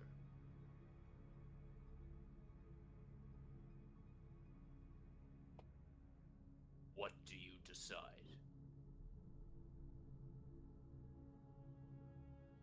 I look at everybody else like, our lives have been in danger since the beginning. Since I met you guys, my life has been in danger. All right. Hey now, you What's chose something this. we all just nod at each other and like, and like, yep. This is a group consensus. And we're gonna have to do this one last gig for the Galarian stub and then get out of it.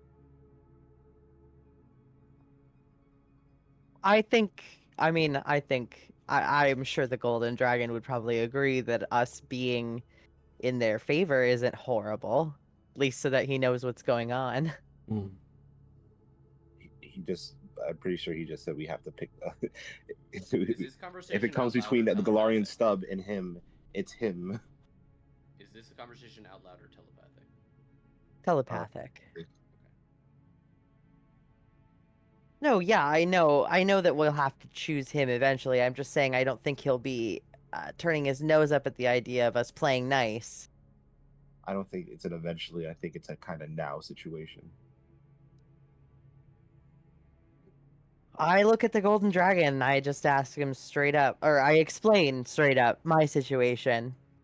And I ask if he finds it expedient for us to cut all ties immediately or to play out this little charade.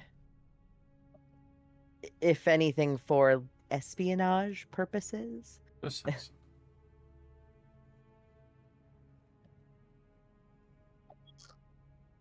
Rather than say anything, he just nods. Okay, well, that's settled then. Perfect. I'm on board.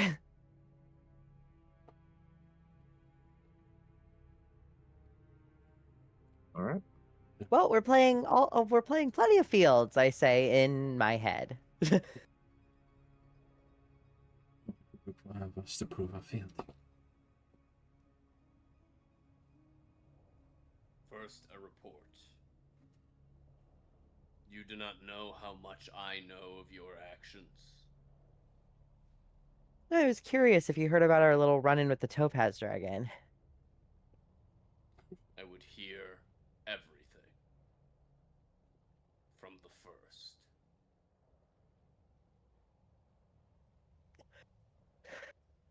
You even heard about the turtles? He does not reply.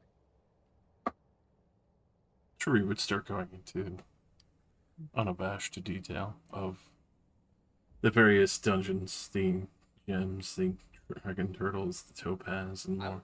I would love if you would actually, Go for give full me just like not, you don't have to hit every single detail, but like,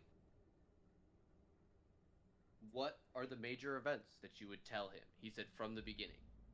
We know where this campaign started, but where does Cherie start this story? Is it when you guys all escaped? Was it after that when this sort of party came together? I think this is a great time to talk about the way you four as a party tell the story of your adventure to someone that you want to ally with for the rest of the campaign. I think that is a excellent role play moment that I would like you guys to do.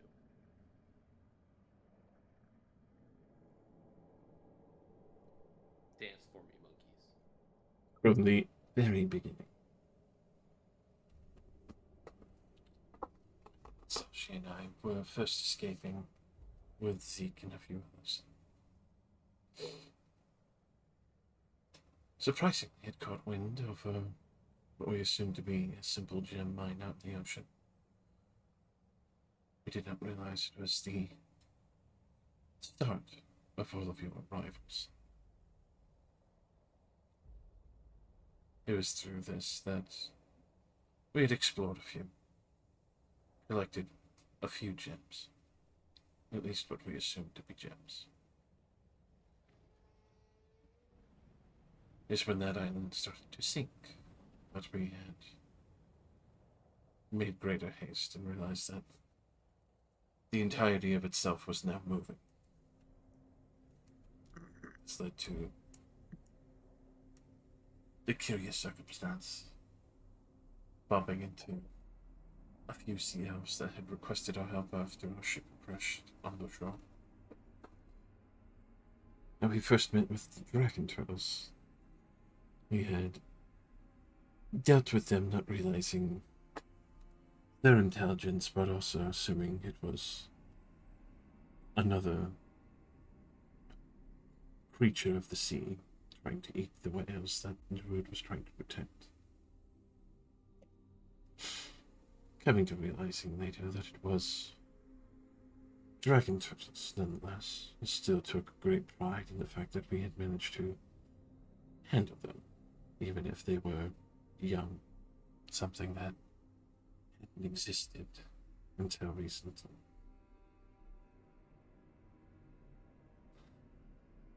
it was through these curiosities that led to us being led to the gallows stub, some through questionable morals already. Not all of us really wish to bend to the knee to them. But with the mercenaries that were chasing our group from our initial escape and the capturing of a ship, it led to us, unfortunately, gathering more attention and having to serve them, even if they did not really take kind to the majority of what made our group. They did see the promise that we had slain dragons before and wanted us to continue proving that. Led to the situation at hand where we had to go out and try to greet initially, if we could, in meeting. As I'm sure you have heard, probably some stories between the Topaz when we tried to be political. Unfortunately, with the arrogance of some of the servants, as well as the younger prince seeking to simply take over the minds of the crew, as well as intending to have 4 of us fight to the death for 2 to take their place. Obviously, we did not take kindly to that.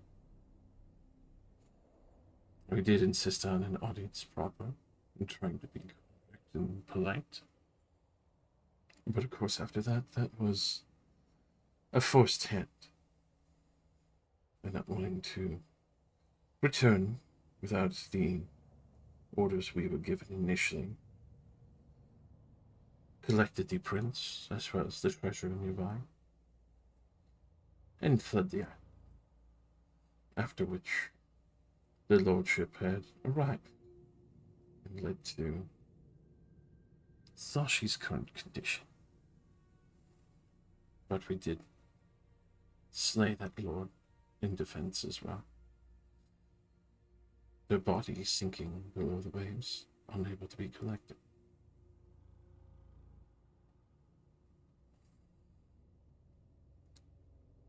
It was regrettable for some, but that is effectively when it happened with us between the Topaz. The deep dragons were another story, something that we had come across and sought the chance for more fortune, as well as the greater levels of animosity.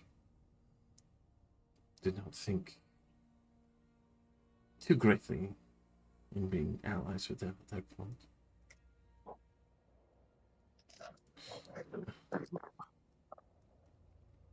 Of course, that is also what led to some of our weapons being crafted, the Galarians, them seeking to simply use you and your kin as weapons, much like they were already using us as weapons.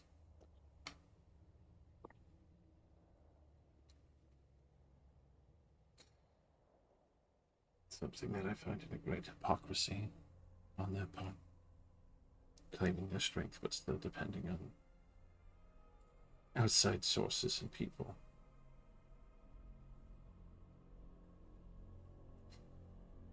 They bid us to continue our work. Fortunately, as Sashi had mentioned, there was rebellion. It was unavoidable, but thankfully they did not kill her, but made her a ward of the state.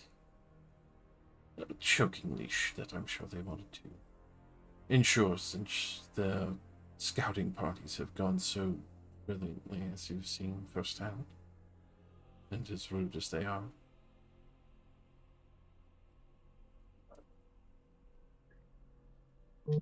Following suit to that, we had started traversing towards the bronze dragons. meeting with them for a time. Aggressively, I should say. Not on the finer point of combat, but at least seeking counsel. Thankfully, we were received kindly for the insistent aggression of trying to at least meet with one of them. Thankfully, we were allowed to leave, but obviously after paying respects and making sure that we had sworn ourselves to serve appropriately to the metallic, they wanted us to get rid of the moon dragons. We had sought them out, leading back into the Fang.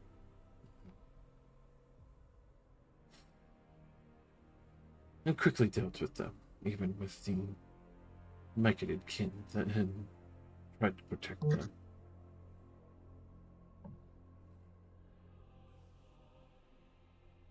Thankfully, on our way back, though I know it is not normal for many for the material plane to entreat with hangs, did make use of a bargain with one, even with the curiosity of the guests that she had kept for the time, skeletons of some, though strong, allowed us to return with the Moonstone Dragon. It was at this point that we were retreating back to the Glorian Stub. When we experienced the younger force of the Blue Dragons, ones that had been tearing apart the trade route, and collected another one of them as well. One falling into the ocean, the other one landing so, and we were able to slay it while it was still on deck to deliver to them. They were frustrated. Glad at the older one, but still angered that the younger ones were there. Our greed and hunger is extending terrifyingly, wishing to just destroy all that is older and stronger, so that they can possibly pat themselves on the back for making something terrifying that they shouldn't even be in control of.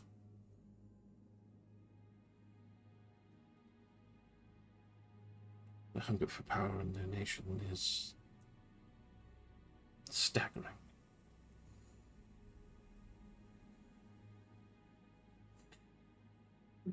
So much so that I'm fairly sure that is the only reason why most of our group is alive. They didn't want to lose what they feel they have the leash around.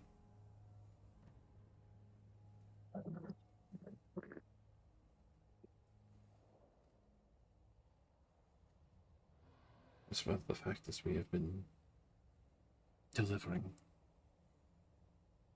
as disturbing as that is to say.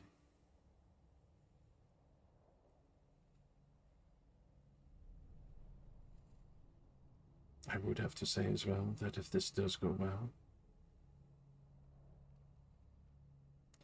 I would imagine they would be curious if we did not return with the champion of the Blue Dragons. As disrespectful as that may sound, but it's the honest statement of the situation. But also something that would keep us quietly hidden from question.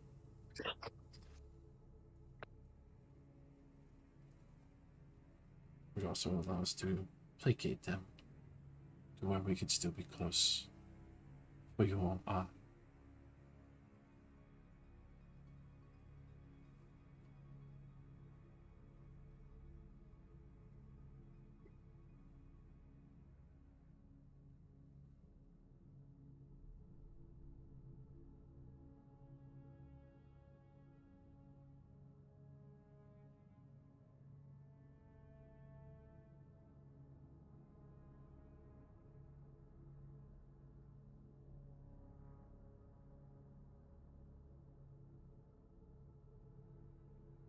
here we are at the present.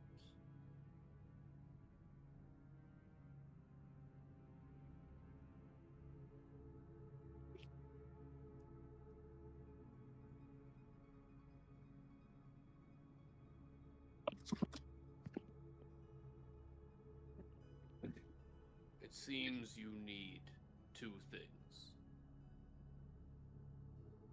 allies and information.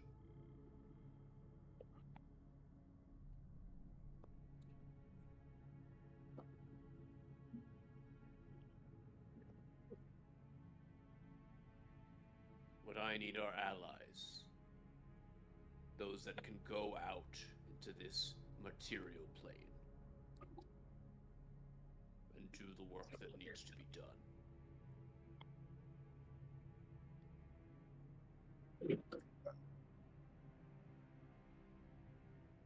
With your help, we will be able to prevent loss of life where it is unnecessary.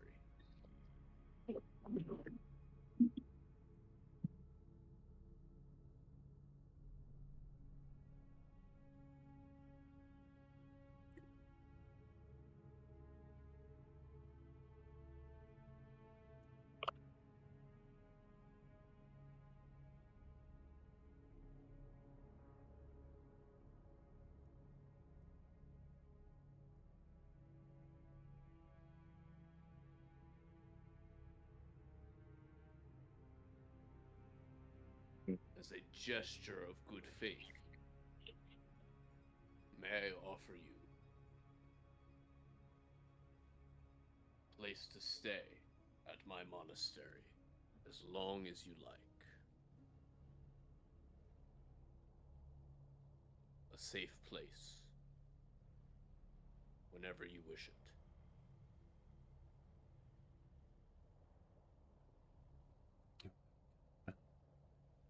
Yes, thank you so much.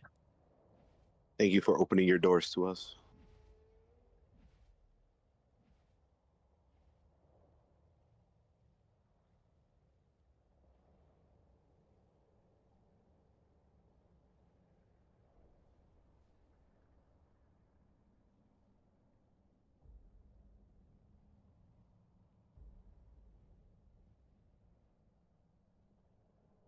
Herzir is an experienced and well-read scholar. He can answer nearly any of your questions. Herzir, Yes, my lord.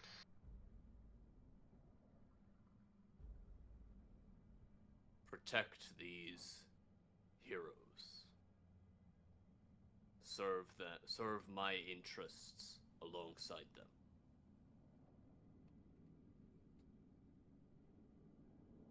With my life, my liege.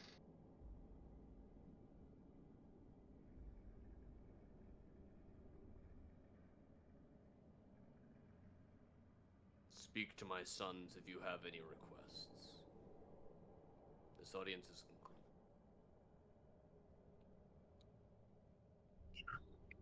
Oh, just a logistics thing, Nate. Is here. Is there a like mushroom or plant big enough for transport via plants to come back here if need be?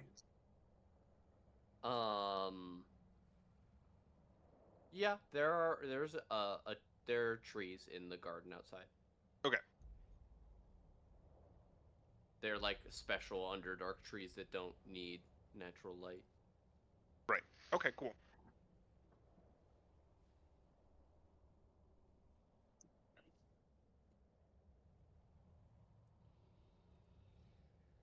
Well, welcome to the team. I'll keep my head low. I'm no longer the new guy. It feels great. I will usher them out. We proceed to be ushered. Well, where did Cruxix go? They're planning the ambush now. Oh, very interesting.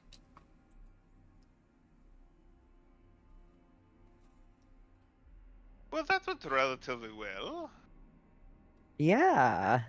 All things Shockingly considered, well. I like this. This feels good. Would we go down to where Editex and Craxer are, or would we head back to the inn? That's up to you guys. If you've been Well. given free reign of the monastery, if you would like to go and visit them in the war room, in the Golden Dragon's war room, you are free to move about as you so choose. Yeah, I'll go talk to them. See if they can offer us any advice or items that could help us. As you make your way in, you can see that they're being attended to by a pair of these same strange, lumpy creatures called dwarves that you've never heard of. It seems stupid and weird. Yeah, Die. These ones God. have These these dwarves ones seem have stupid. ritualistic tattoos in the shape of dragons on their bear scalps.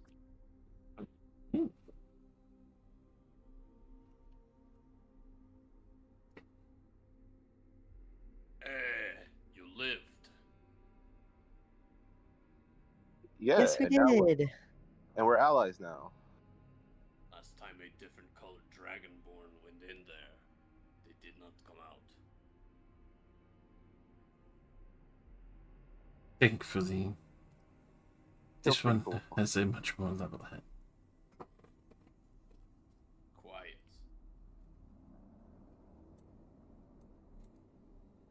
Yeah, Kill Buddy, you're real quiet today. What's going on? The demons. He just looks at you. You can see madness in his eyes. Oh, never mind. It's Hazel. It's Hazel. We're just like, kill him. Do it now. Now. They took our knives.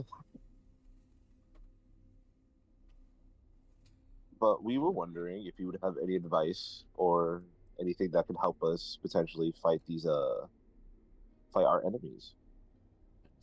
The dragon seemed quite inept at making a debt. Though I assume you have some information on their champion themselves.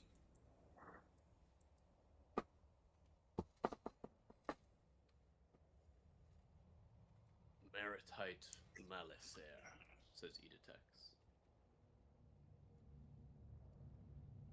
Champion of House Blue, and the leader of the Malisair clan.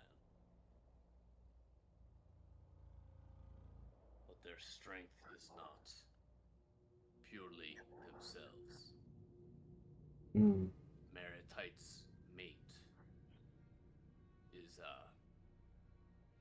and he will say this word in Draconic, Lich. Oh dear.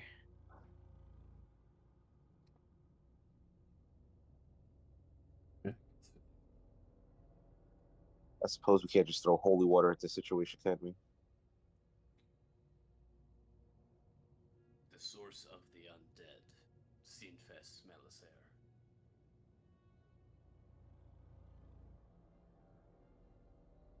A bit too strong for holy water.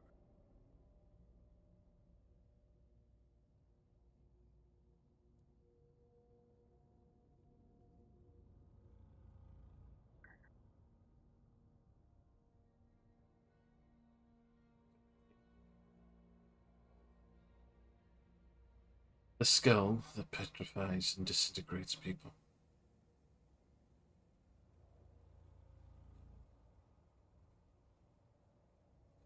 Yeah, you gotta fucking look out for undead of every kind. They can make anything that damn thing can dream up. It's got a horrible, horrible imagination. Not to be dark or disrespectful. Would you think that the blue would be so bold as to allow him access to fallen kin?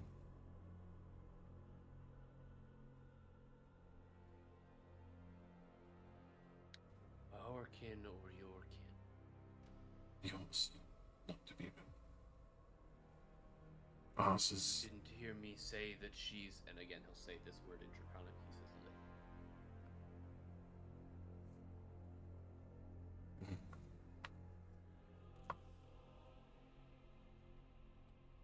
guess we would be looking to find a way to make sure that they stay down once they go down.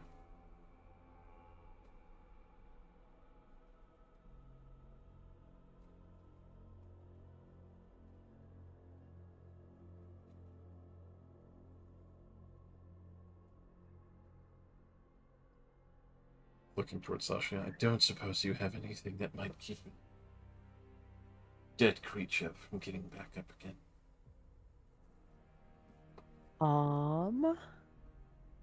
I do. I believe. There's a handy dandy spell called Gentle Repose.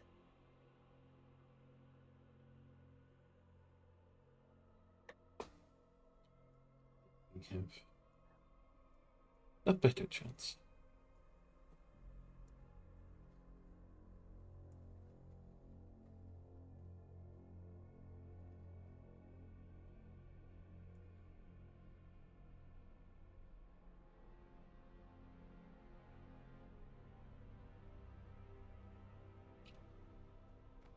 It's easy to assume, especially since they are lich, they would have other magical walls as well.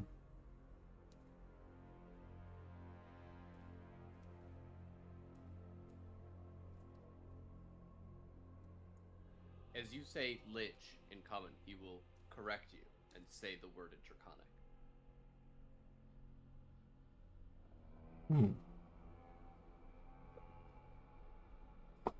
I'll slow my conjecture down and also say in Draconic to say it appropriately. Yeah. You note, because you magically learn Draconic, Mhm. the attunement of this dragon thing. So it's not till you kind of slow down and think about it that he's actually not saying the word lich.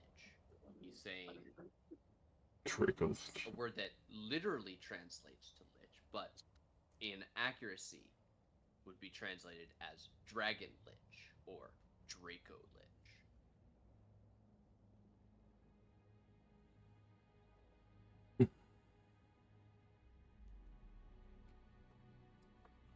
I'm just kind of fuddling around with that thought. Mm-hmm.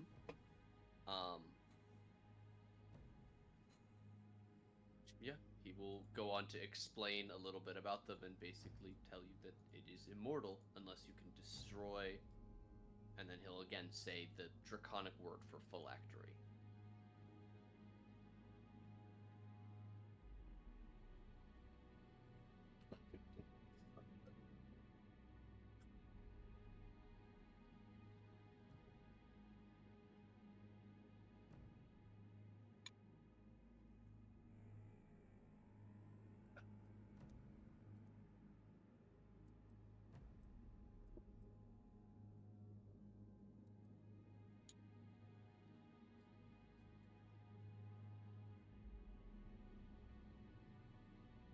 You think?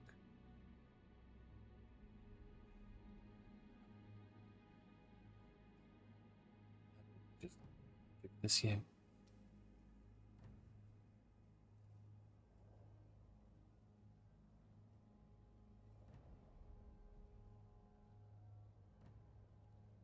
A fucking crazy thing to say in this room. A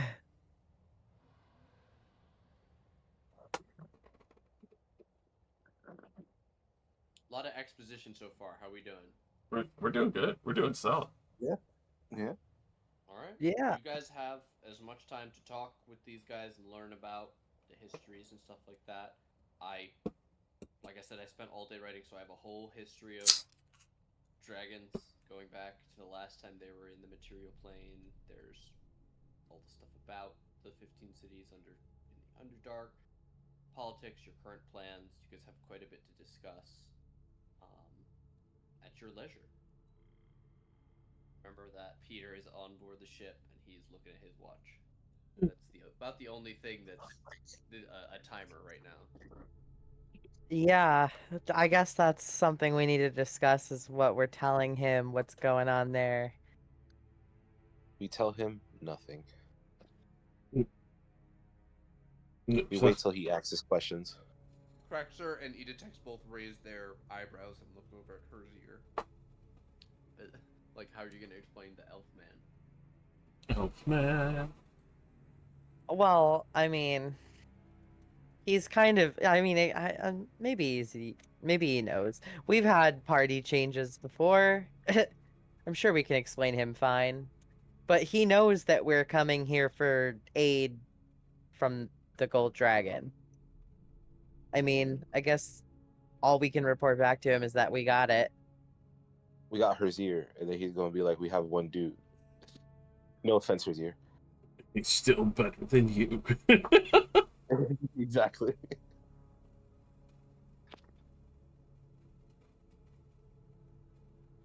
None taken.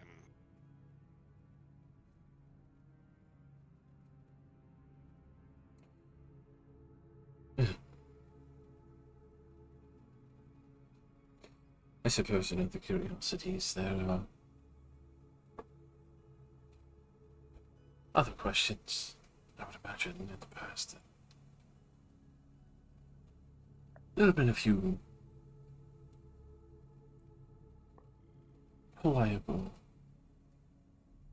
implications, things that might make them arrogant, understanding. You're all very observant, but I would imagine there's something that you might have observed for this dragon lich.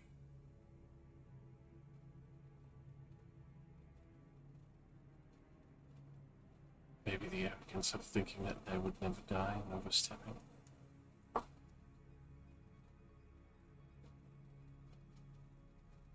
Hard to be arrogant about being immortal when you actually are.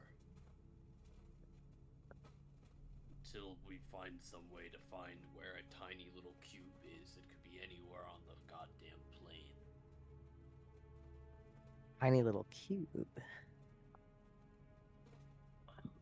He will describe how a draconic, or a Craxer will, Editech will describe how a Dracolich phylactery appears and normally functions.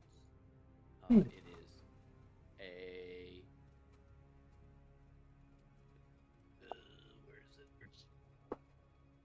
It is a tiny object, usually of the same color as the scales of the Dracolich. It is a magical gemstone infused with the power of the spell and protected by it. And it's incredibly difficult to destroy.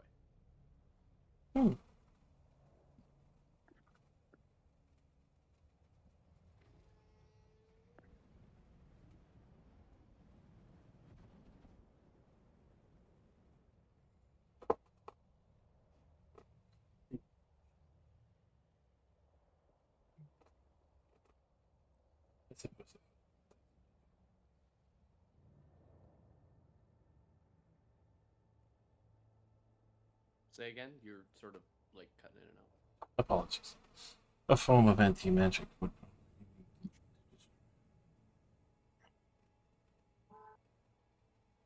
Or you need something that destroys it really fast before it can fix itself.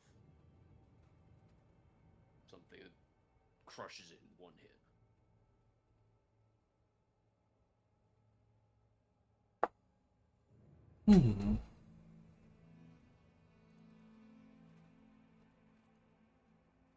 It's a rock, so you can't wait for it to rot. You can't use psionic powers on it. You can't poison it.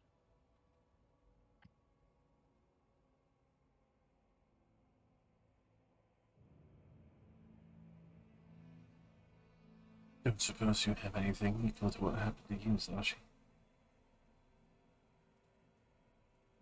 What was that? The disintegration. I'm not sure. I don't Yeah. suppose you have anything like what happened to you, Sashi. Maybe I do. Did something on the level of disintegrate, a 7th level spell? I don't have anything there yet. No. Next level, I assume. Maybe.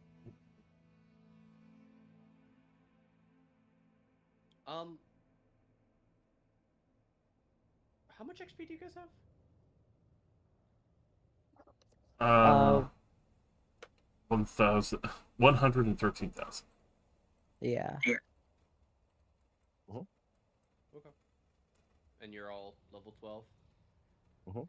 Yep. I had a memory that you guys leveled up from the last fight, and like we're just waiting for a long rest, but I guess that was incorrect. No, we're close though, aren't we? Yeah, you're 7K off. Mm-hmm. Well, I mean, should we go get Peter? What should we do with him? I mean, he's gonna be wondering where we are. Bringing him down here. I mean, what is he going to do about it? He's going to fight Zeke on the ship. Yeah, true. Honestly, I would love to watch that. See, he Just thinks we're the depends. prisoner, but it's actually him.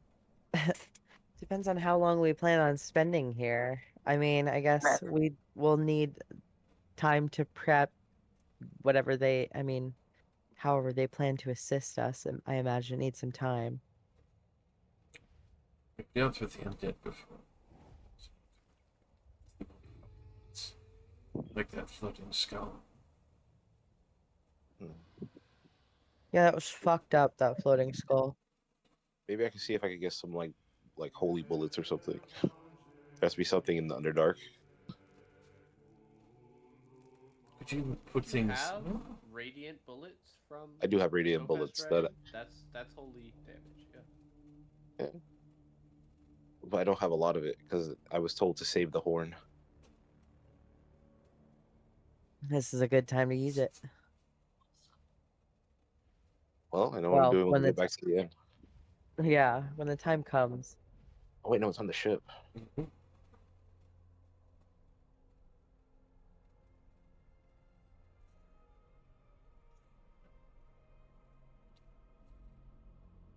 Obviously, if it was me, the force of annoyance, the small ones were being drawn away from the noise. I seem pretty rambunctious.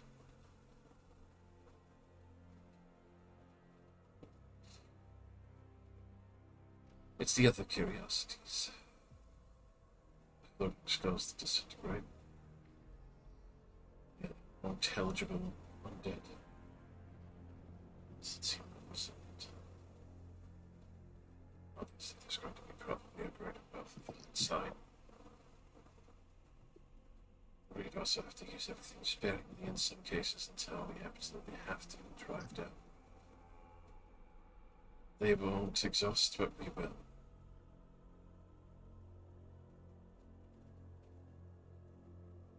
Yeah, we should definitely supply up. This is going to be a very long battle, I can tell.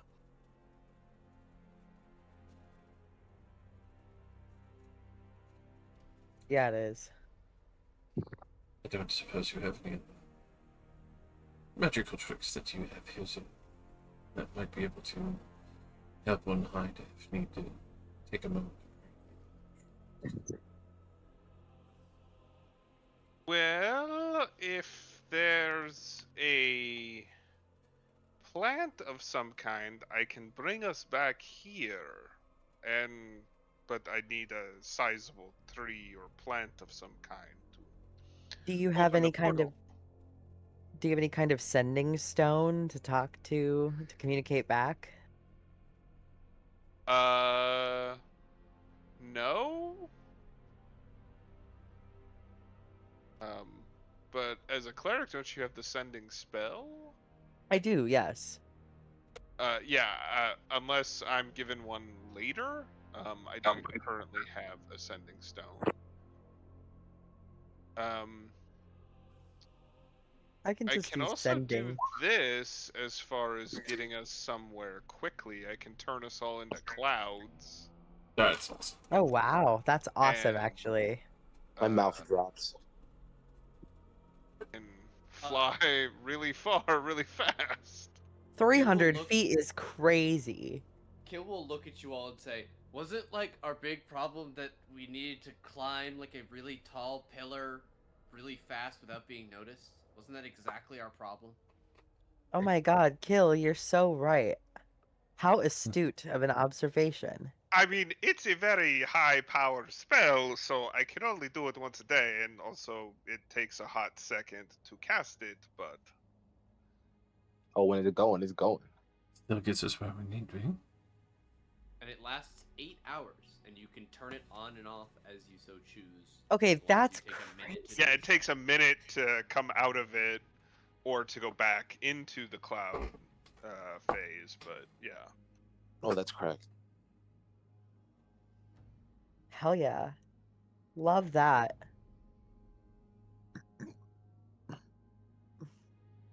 And also, you know, druid, so I can change into things and fly around. In theory, I could polymorph someone and then take flight myself and carry. Then there's a person who's not carried, so.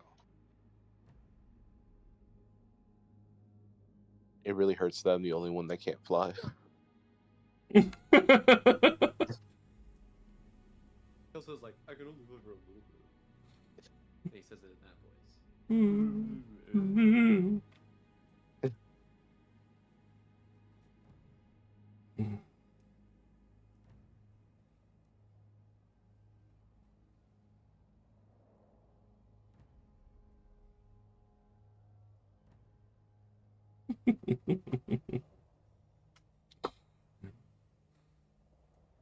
That would be handled surely then.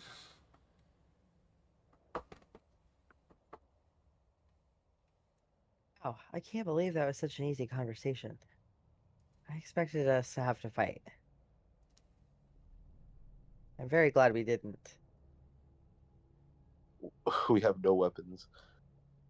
What am I gonna do? Just throw psychic daggers everywhere? Yes. Mm.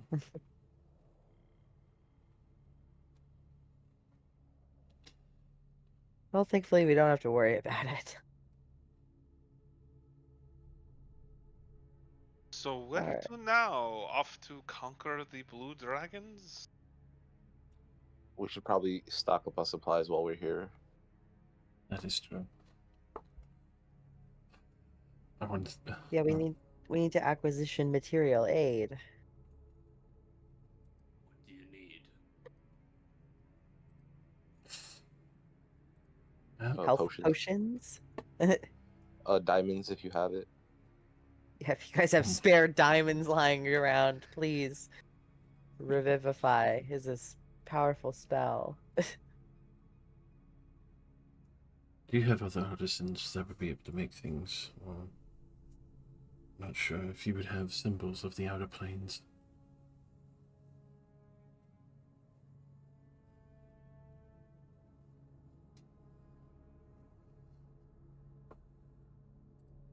Health potions, diamonds, artisans' crafts. Something that would need purchased, made for me. I can obviously provide the funds, but the object itself would have to be fairly expensive. I just ensure. We don't have the facilities here to craft anything. Shit. I don't know if hers here gave you the tour, but we don't have a forge. Yes, it's mostly chanting. A lot of chant, The a lot of students chanting study, happening. And we have the training. Yes. If you're The interested students. in martial training, I'm happy to offer my services.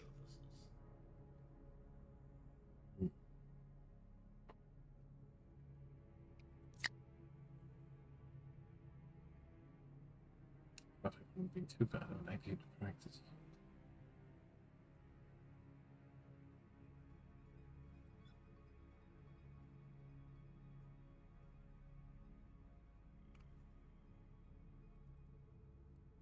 Aren't you friends with a bunch of artificers?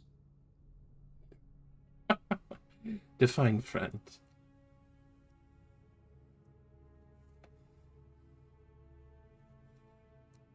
They use us just as much as we use them.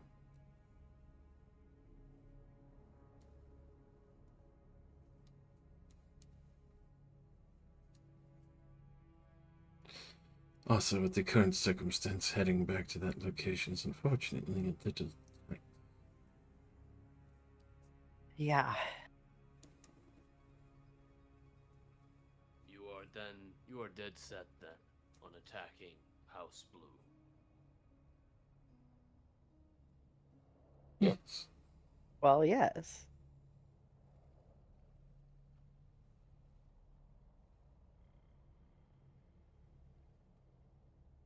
You may be glad of it in the long run.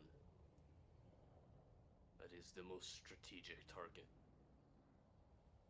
But it is not the one that will reduce the most deaths. How much do you know about the dragons that have been raised and where they are? We have locations. Gladly share On the... all of them?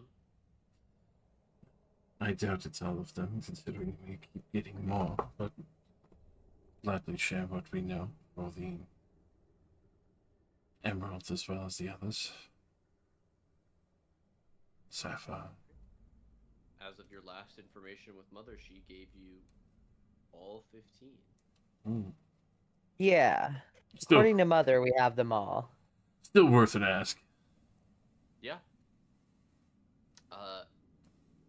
He will take the time to point out that of all the factions, the Chromatic have 3 bases or towers very close to each other in range of 3 of the 5 major nations. And they have 1 on its own in range of 3. As this is happening, you all watch as Kill's arms slowly go down to his sides, and his eyes blink for the first time in hours. Oh my god. What's going on? Hey. What'd I miss? A lot. Kind of a lot, yeah.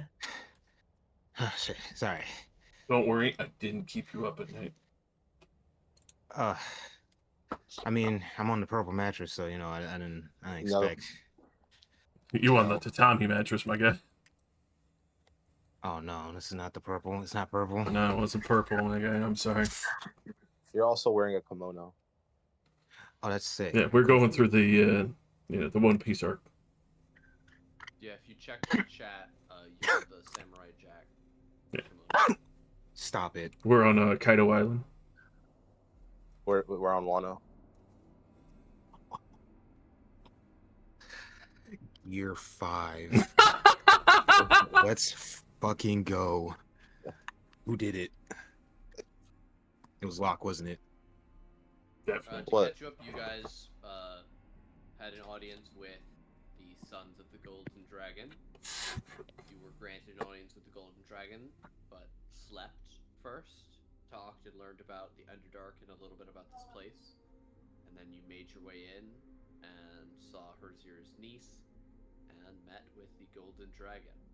You have made an alliance and have gained a new ally, a powerful fire druid who should be able to make finding the blue dragon's lair that much easier. Nice. I feel like by me being asleep, it helped out a little bit more. They were just going over what they know of the goals of the different chromatic houses, and they were saying that while House Blue is a powerful house, second only to House Black, they are the most well-established of the chromatic in terms of creating a home base. The red, green, and white that formed that triangle I just showed you are much more set on simply destroying everything around them.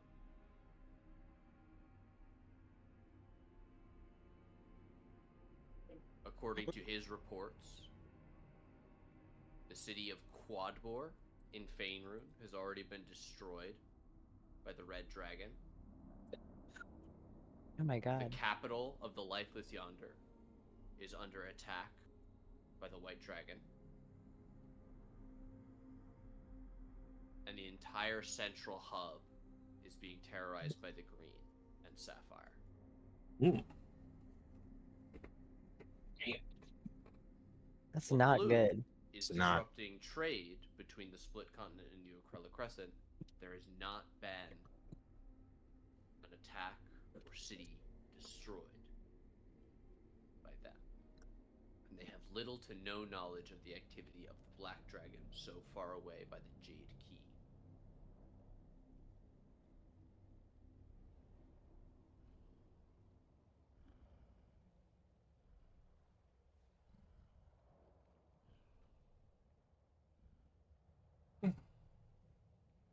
And so that's a lot of information. That's just that's just a little bit. Oh god. That's the tip of the iceberg, buddy. Kill goes back to sleep. That's the short crunch. You could watch the entire video. Going to the VOD. Should I also go over the Gem Dragons? You've decimated 2 of their houses already. Wow. I love that for us. Would be helpful to know the times. With the champions of House Topaz and Moonstone gone, they'll be sending more forces now that the tower has fallen and the way is open. As I mentioned, Sapphire has seemed to ally with the Green. With their combined alliances, they're a powerful military threat.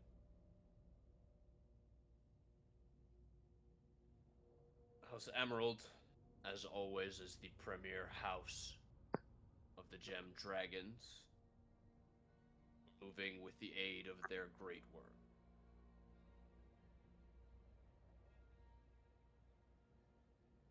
They seem to be making overtures to the Wizards of Faerun. Something called a Council of 13. As far as House Crystal goes, they're your only really good chance for an ally amongst the Gem. As the positive planar alignment Gem Dragon. They're the closest to what I would call friendly. And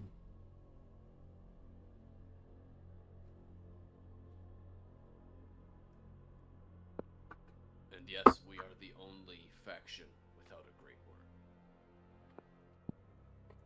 Why is that?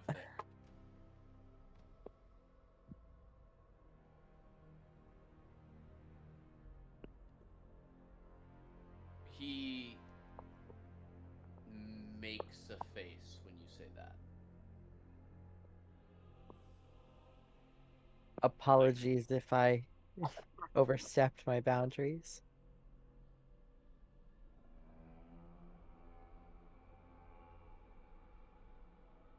What happened is shrouded in mystery.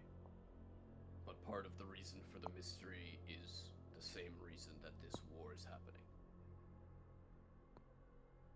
I see.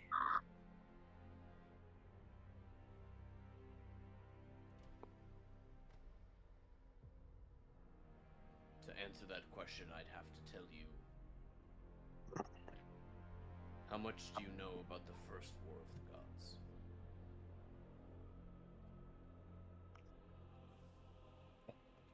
Not. I mean, I guess actually, could I roll for that? Sure. You can do so at disadvantage. History? Mm-hmm. Since you weren't raised. Hey! whole Oh my Give me god. that shit, boy! I know that's fucking right. Oh, do I Damn. know about it? Do I know about it? I read I the studied whole this. fucking I did my encyclopedia. dissertation on this. You don't know any. You don't Sashi, know you what didn't do you a know. dissertation on this. You open I actually your know mouth more to than you. say you're not sure, and knowledge floods into you. You feel a connection and a deep, burning, ancient passion. It's more than just raging anger or a need to act. It is faith that fuels you and pours into you, the lifeblood of a god. As memories that are not your own flood you. Oh wow. We're gonna have a brief Family Guy style cutaway as I'm gonna explain the original War of the Gods and what happened in the second War of the Gods. Hey there. Lore dump, y'all. Lois, that time I went to Fainroom. Lois. In the beginning, the world was created by a being known as Celestia. She made it, created a domain, and sustained it. She populated this world with animals and her chosen creation, the elves.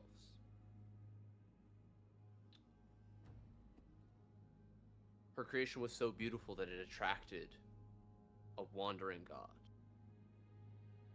Carthulos, a powerful entity. Together, they peopled the world. All good creatures were made, every humanoid, save for humans themselves. Carthulos spoke of his favored creation, the humans, the ones who he had walked through many worlds, creating again and again, and each one he found, as he wished to spread what he believed to be beautiful amongst the stars. But there was no room in the world they had peopled, with a race as long-lived as the elves dominant. So Carthulos hatched a plan. Behind the back of the goddess, he unleashed 3 demon lords onto the world. The elves as a nation rallied behind their goddess to fight the beasts, but nearly fell in a successful defeat of only one. Celestia was forced to descend herself and cast down the remaining demons, discovering in the act the treachery.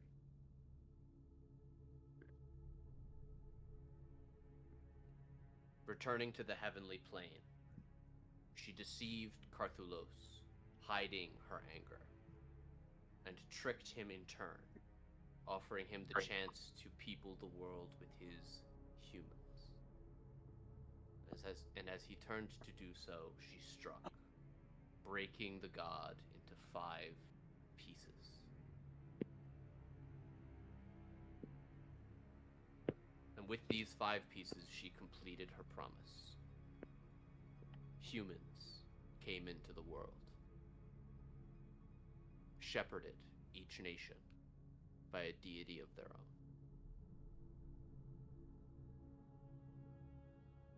Each child god, each fraction of the ambition that was Carthulos, broken by the balance that Celestia maintained.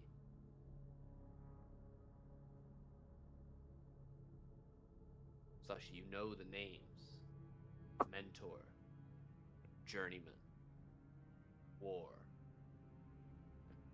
and the twins, Order and Justice.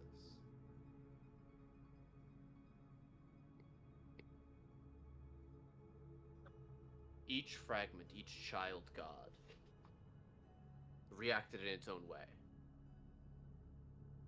Mentor understood and sought out to teach his new children. The journeyman accepted with little interest and set out on her own to see this new world and learn its ways. War stewed angrily and reached into the hearts of men to stir them. But the twins,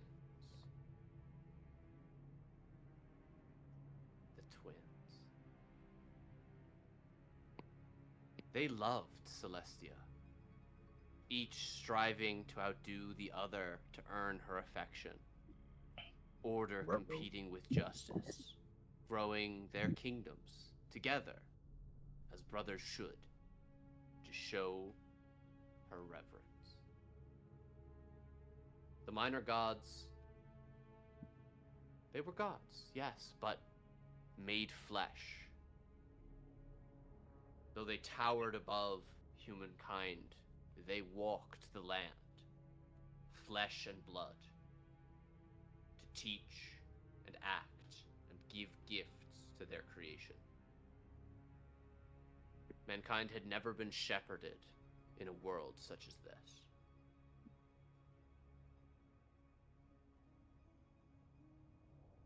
But peace never lasts. War never stopped stoking the fires of her children, and the fires of her siblings' children. Her desire to grow inherited from Carthulos. She had the ambition.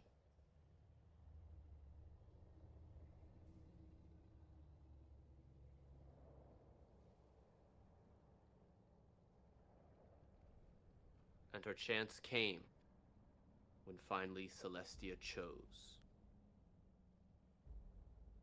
Celestia chose justice.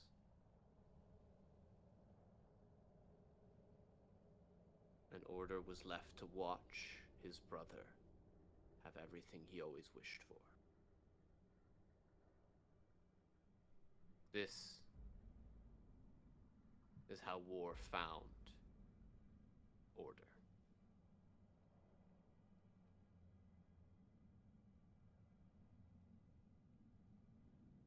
Together, they hatched a plan.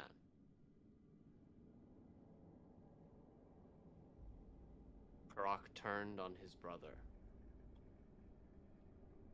forcing justice,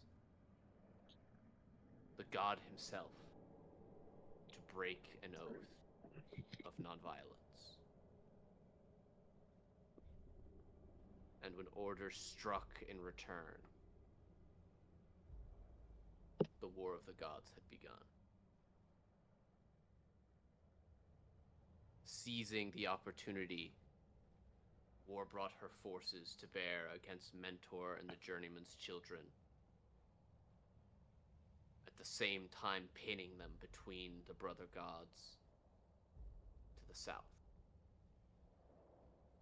The war raged everywhere. Many of the horrors that now stalk the world are remnants of the weapons created by the god. It was the clerics of justice that first raised the dead. The many legions of paradise slain by Order's brutal soldiers turned back on the invaders. It was the forces of Order that created the first animal-human hybrids, the were creatures.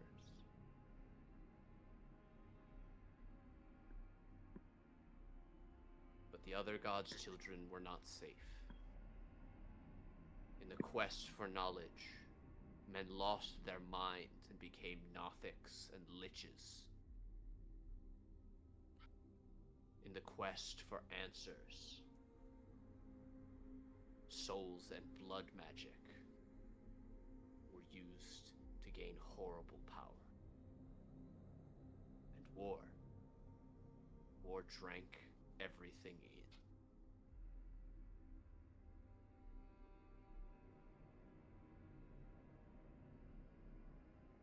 war raged to its peak when all 5 armies assaulted each other on the battlefield, and only stopped when Celestia, the true god of the land, appeared and banished the mortal gods from the plane.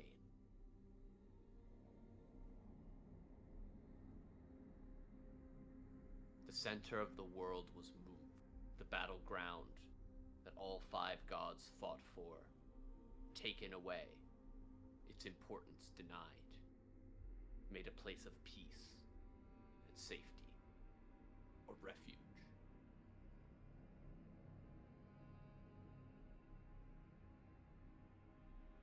Celestia, the goddess of balance, who had always kept her hands off of the scale,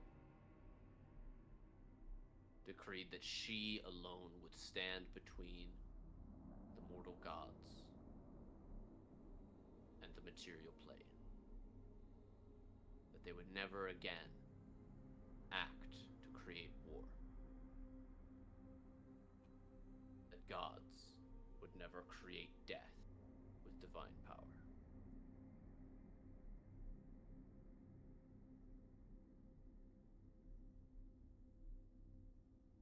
This was the way. For more than 10 millennia, this was the way. The nations of the worlds flourished. The gods were there, but at a far remove. Clerics appeared infrequently. Most holy men simply priests preaching on empty faith, unrewarded. That was till 50 years ago, when the world was again assaulted by the demon lords, freed by the actions of a holy man, the highest of his faith. A group of adventurers set out to stop this man.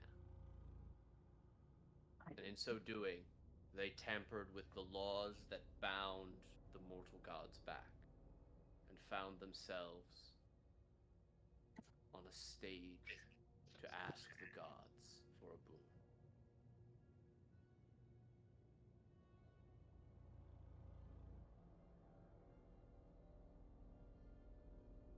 And they were granted it. The world you are all living in now is forever changed by that choice. The second war of the gods was far shorter and happened not in the world but in the heavens, as Celestia deemed it should.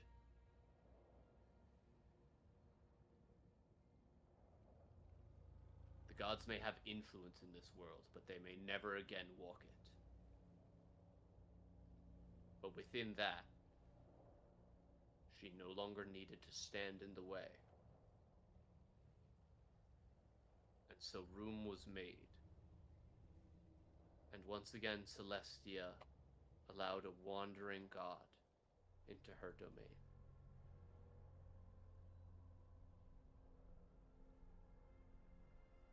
In the last 50 years, worship of the dancer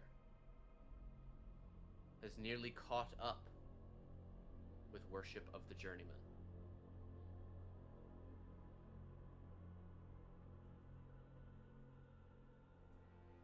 And new god or not, she seems just as powerful as the newly freed child gods. In recent years, divine powers are cropping up more and more in the peoples of the world.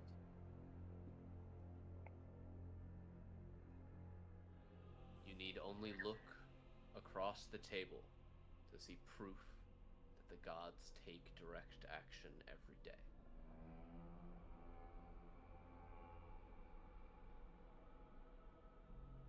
Zashi, this is delivered to you in an instant.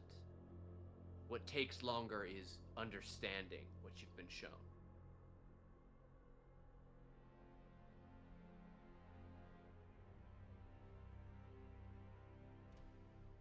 That's what double nat 20s on disadvantage will get you. Wow. That's so shocked. Zashi show for real. I will also say, because you are all telepathically connected, you all also receive this information. Oh no! You just hit us Some with a of you- domain expansion. Yeah. Yeah. She hardwired our brains over Infinite.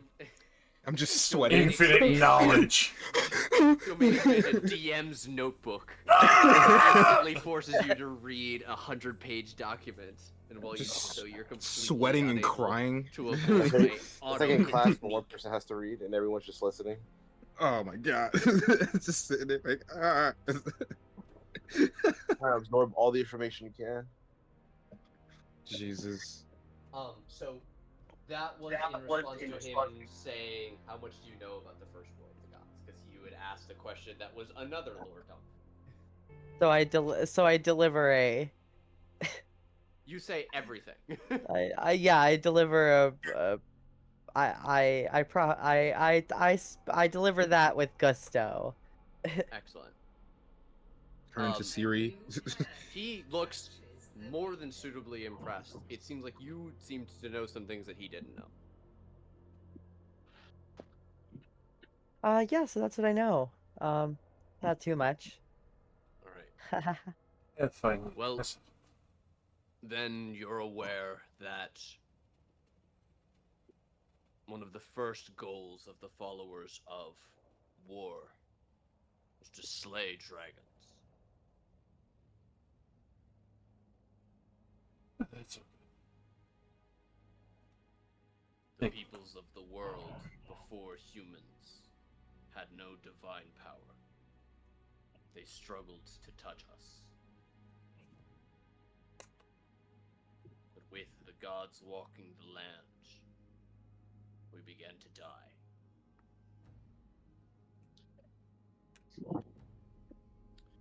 The dragons of the age turned to their great worms, the first 3 dragons ever to be birthed.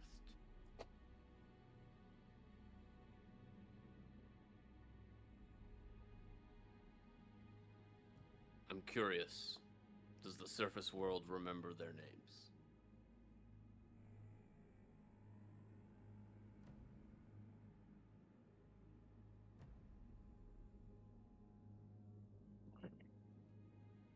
Mm.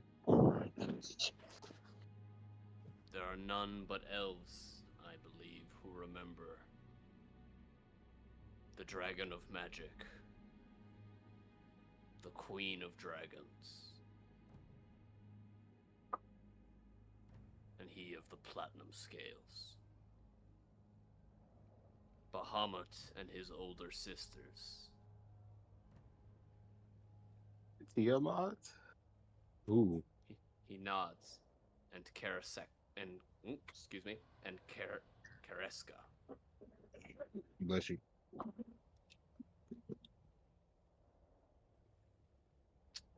It was the eldest, Tiamat, who suggested that the nations of dragons use their magic to take them far below the ground, where the heat of the earth would keep their fires hot. It was the youngest, Bahamut, who rallied the houses of dragons to the cause. And it was the most skilled in magic, Kareska, who wrought the faithful spell. Each sibling bore the weight, the magical power of their entire nation on their back. But only Kareska could wield all 3 together. And in the end, she succeeded, but not without a cost. As the portal opened, she was ripped apart and became the weave that sustained the world's magic to create the breach. It was left to brother and sister to sustain it while 3 nations of dragons, their servants and attendants, fled through.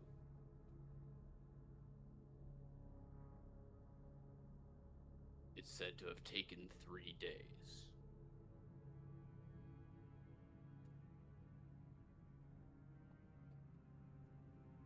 The toll was unimaginable. Accounts of the last dragons to pass through the portal differ, depending gem, chromatic, or metallic, who you ask. But the stories have 3 things in common. First, the strain changed both Great Worms. It's said that Bahamut's multicolored sheen became singular and nearly too bright to see. And Tiamat contained all the colors of her nation as well. Her colors seemed to split and burst forth from her, tearing her form. Secondly, the mental toll broke something in them. All accounts state a brutal attack on the other sibling. But who struck first remains shrouded. And thirdly, neither made it to the other side of the rift before it closed. Mm-hmm.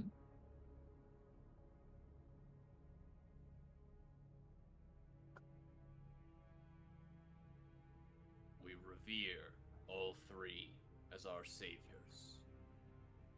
and each nation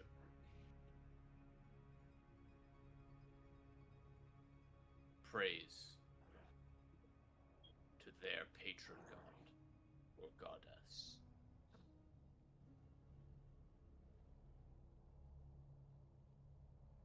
We metallics, when one of the ancients become a great worm, we perform an ancient ritual to purify their scales in honor of the first platinum great worm.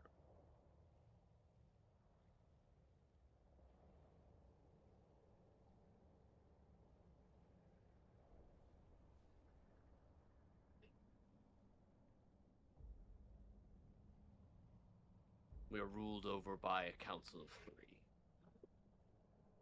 War is inevitable, but it is restricted to singular houses battling amongst each other. War between nations is not permitted. The Underdark would have been riven. We spent the next 10 millennia building a society underground.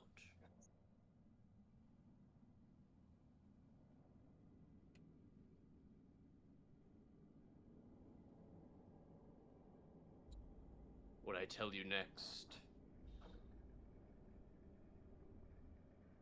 is speculation and fact. You may decide what you wish.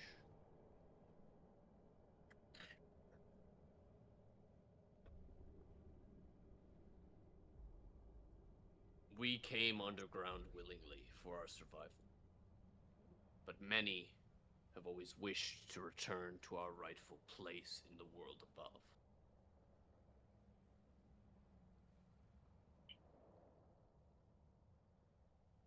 Some more than others.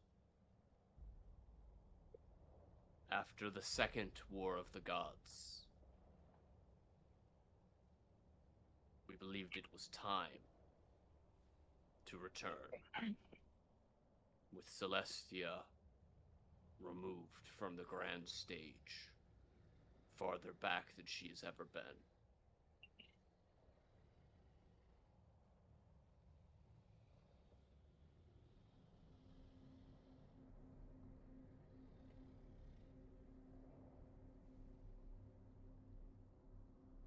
There was a disagreement at the council. It's not clear what happened. But the facts are, the Council of Three had been having heated arguments. It was reported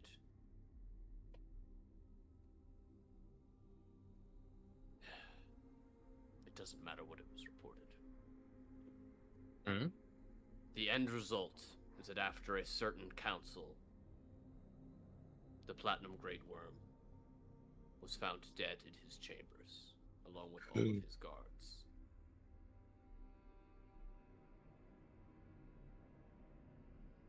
It was not till later that evidence was found implicating the gem and chromatic Great Worm. Either them or their forces, it's not concrete.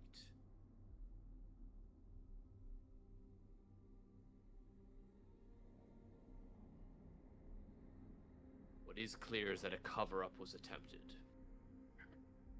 And while we wove our way through their deception, the Gem Dragons discovered a way to raise towers from the Underdark through your oceans to the sky.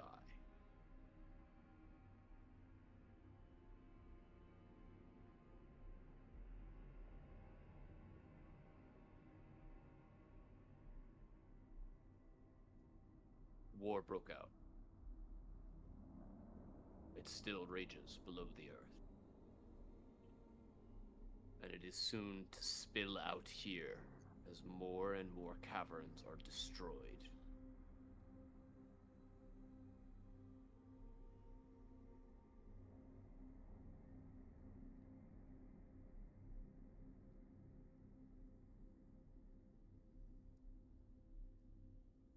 The Chromatics say that the metallic Great Worm attacked first. The Gem Dragons say they don't know who started it, but they helped finish the fight on the side of the Chromatic, who was losing. And from speaking with the dead agents of the metallic Great Worm, we believe the Gem and Chromatic were working together in secret for some future goal. But now everything is chaos. The council cannot be convened because we do not have a Great Worm of our own. And the ancients of all 5 houses are not ready to ascend, nor are they free to do so. We are at a distinct disadvantage.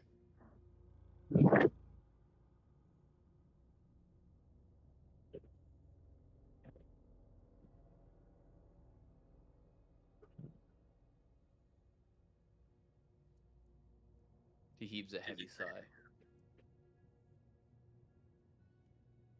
So I guess we came at an opportune time.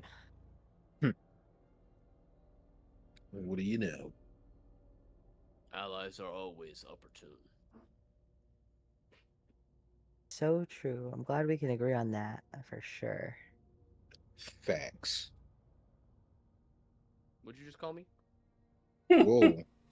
Whoa. Let's calm You down getting here. fresh? Let's calm down here, all right? Get his legs. Stop. No.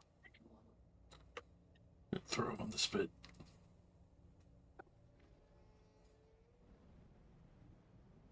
Do you have any more questions for either of them?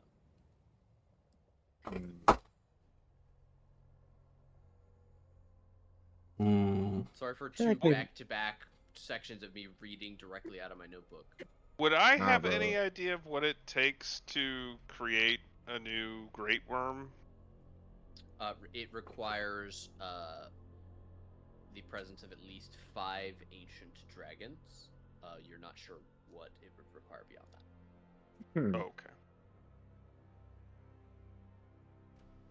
Do I You know how also many besides, obviously the one here, but do I know if there are So, other ancient gold dragons somewhere?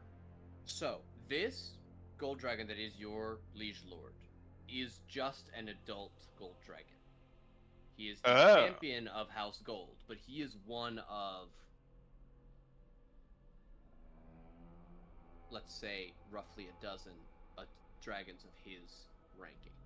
There is one ancient dragon of each color, chromatic flavor, metallic flavor, gem type each. There are 15 ancient dragons that exist, according to your knowledge. Currently, there are 2 great worms in existence. The black great worm and the emerald great worm.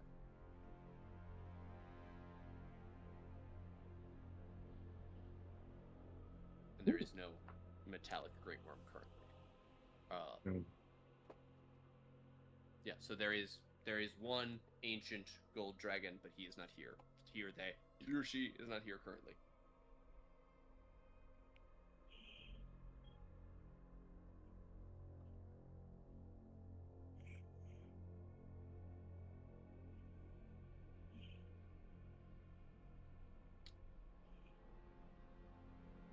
Well, we've gotten quite a bit of information.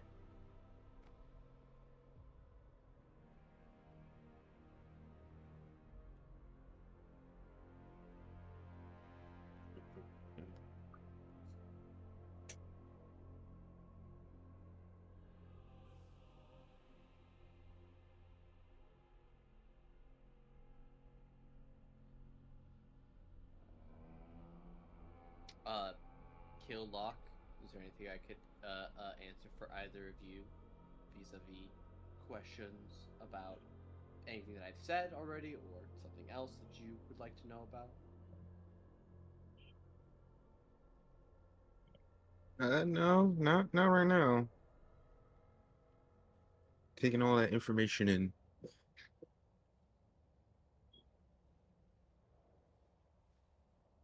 I'm glad you got here before the major lore dump. Everything else was like conversation dumping.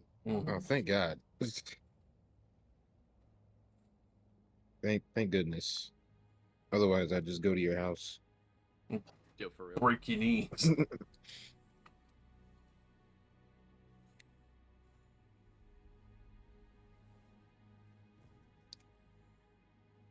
Suppose there would be the other matter of communications, unless we want to depend entirely on Selshi for the sendings.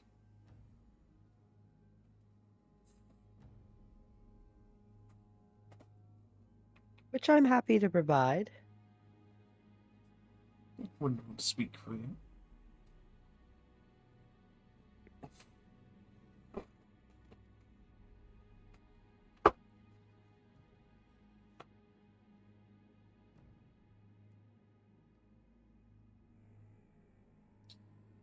So that would be a case of having both arrival. More in timely fashion. But of course, be using the bronze as allies, as a distraction.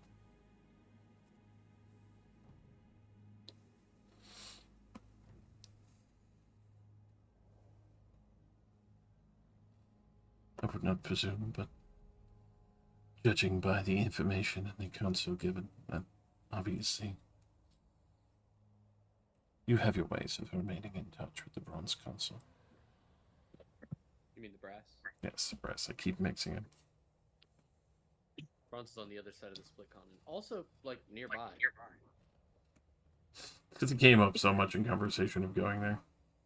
Yeah. It's locked into my brain. I mean, yeah, so, like, the thing with the positioning is that almost all of the metallic dragons, all 4 of them are on or 4 of the 5 of them are on the southern outskirts of the world map.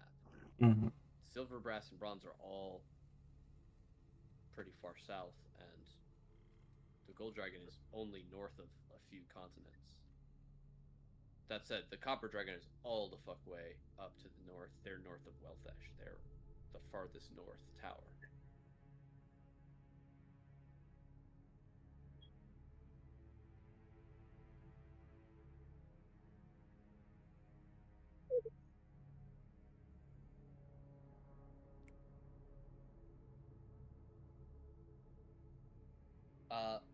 If you guys are done here, would you like to begin heading back towards your ship, or are you, uh, Are we sampling their hospitality more?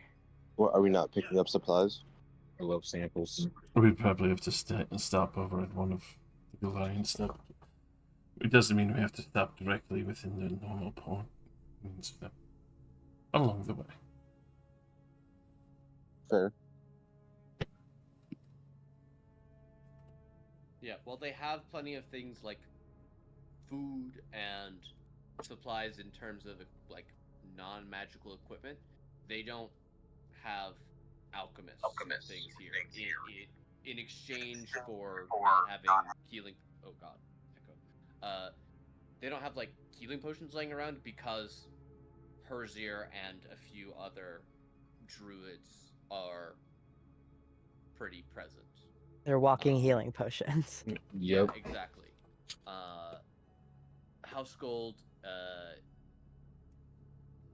is the patron of the Wildfire Druids, but they're not the only metallic house that have a magical contingent under them.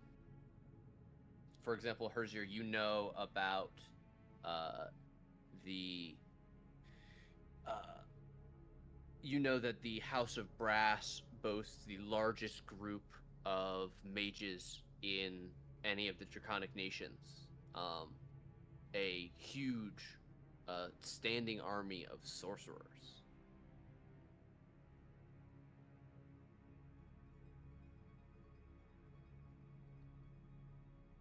Just as Okay.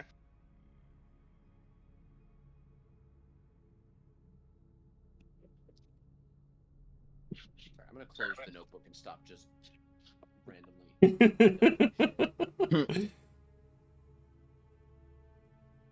Tell I'm We love the lore. I Lore. promise.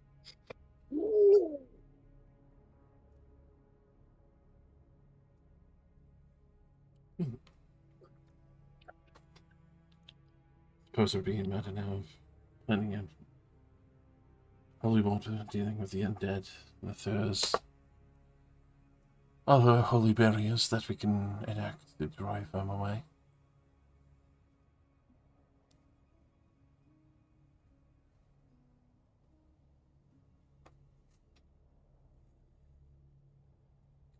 We're willing to spare 4 of our elite guard if you'd like them. Oh yeah, we'll take them. Oh shit.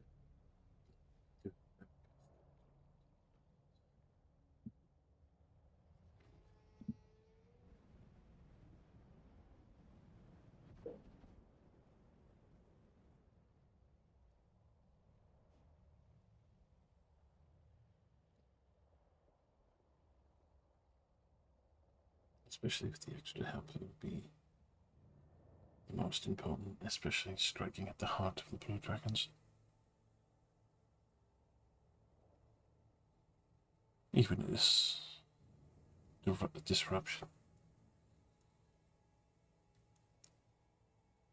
I feel it would be enough to grab attention appropriately.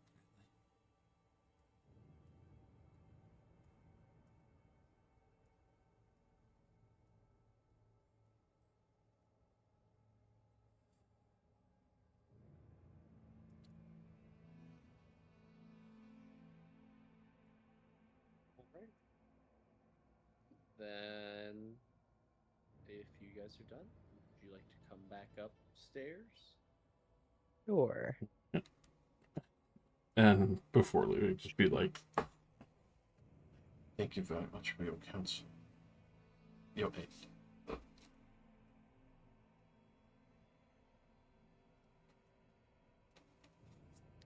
Editex will incline his head. Craxer just kind of moves forward to lead you guys back up.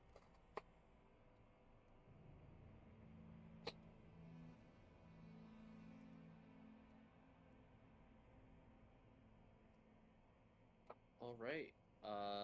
As you guys make your way out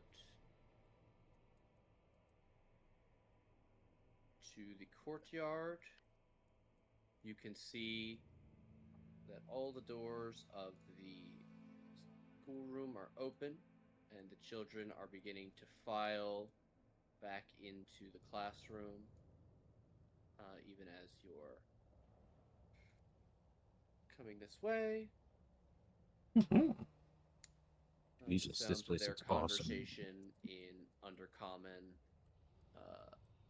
echoing through the halls. I think that is as good of a place as any to end off. Damn. So we can pick up any last minute stuff here. You guys could talk to other people, decide which guards you would like to accompany you here, and all that good stuff. Hell yeah, we have an ally. Hell yeah. A very powerful ally. Finally, someone civil. I'm no. Yeah. It's not just No, me for anymore. real. I was You about guys to can say. all have 3,000 experience for great roleplay. Ooh. Yeah. I'm gonna go pee.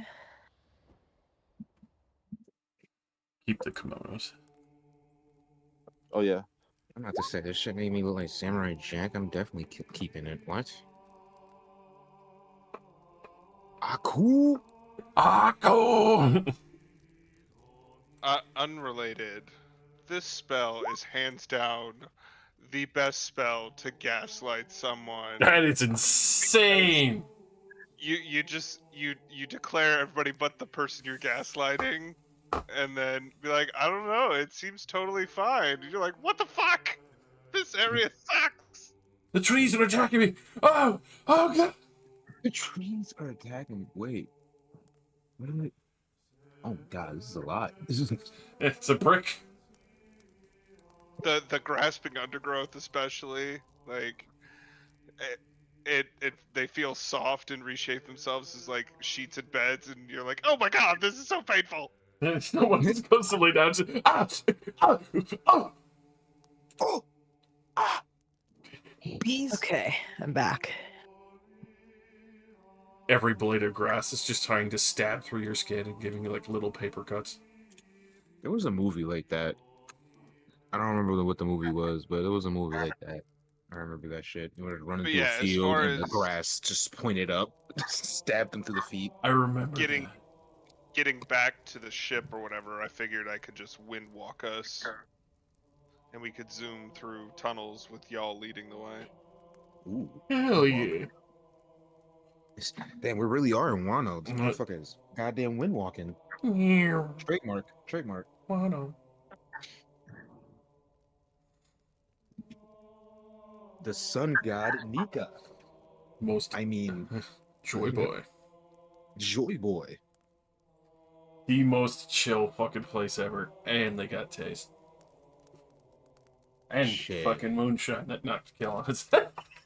They gave me some. They gave me some. Wait, what? You mean I know a the lot. on his ass? Yeah, it was That's me. true. Damn. I took 2 shots and was inebriated immediately. Yes, sir.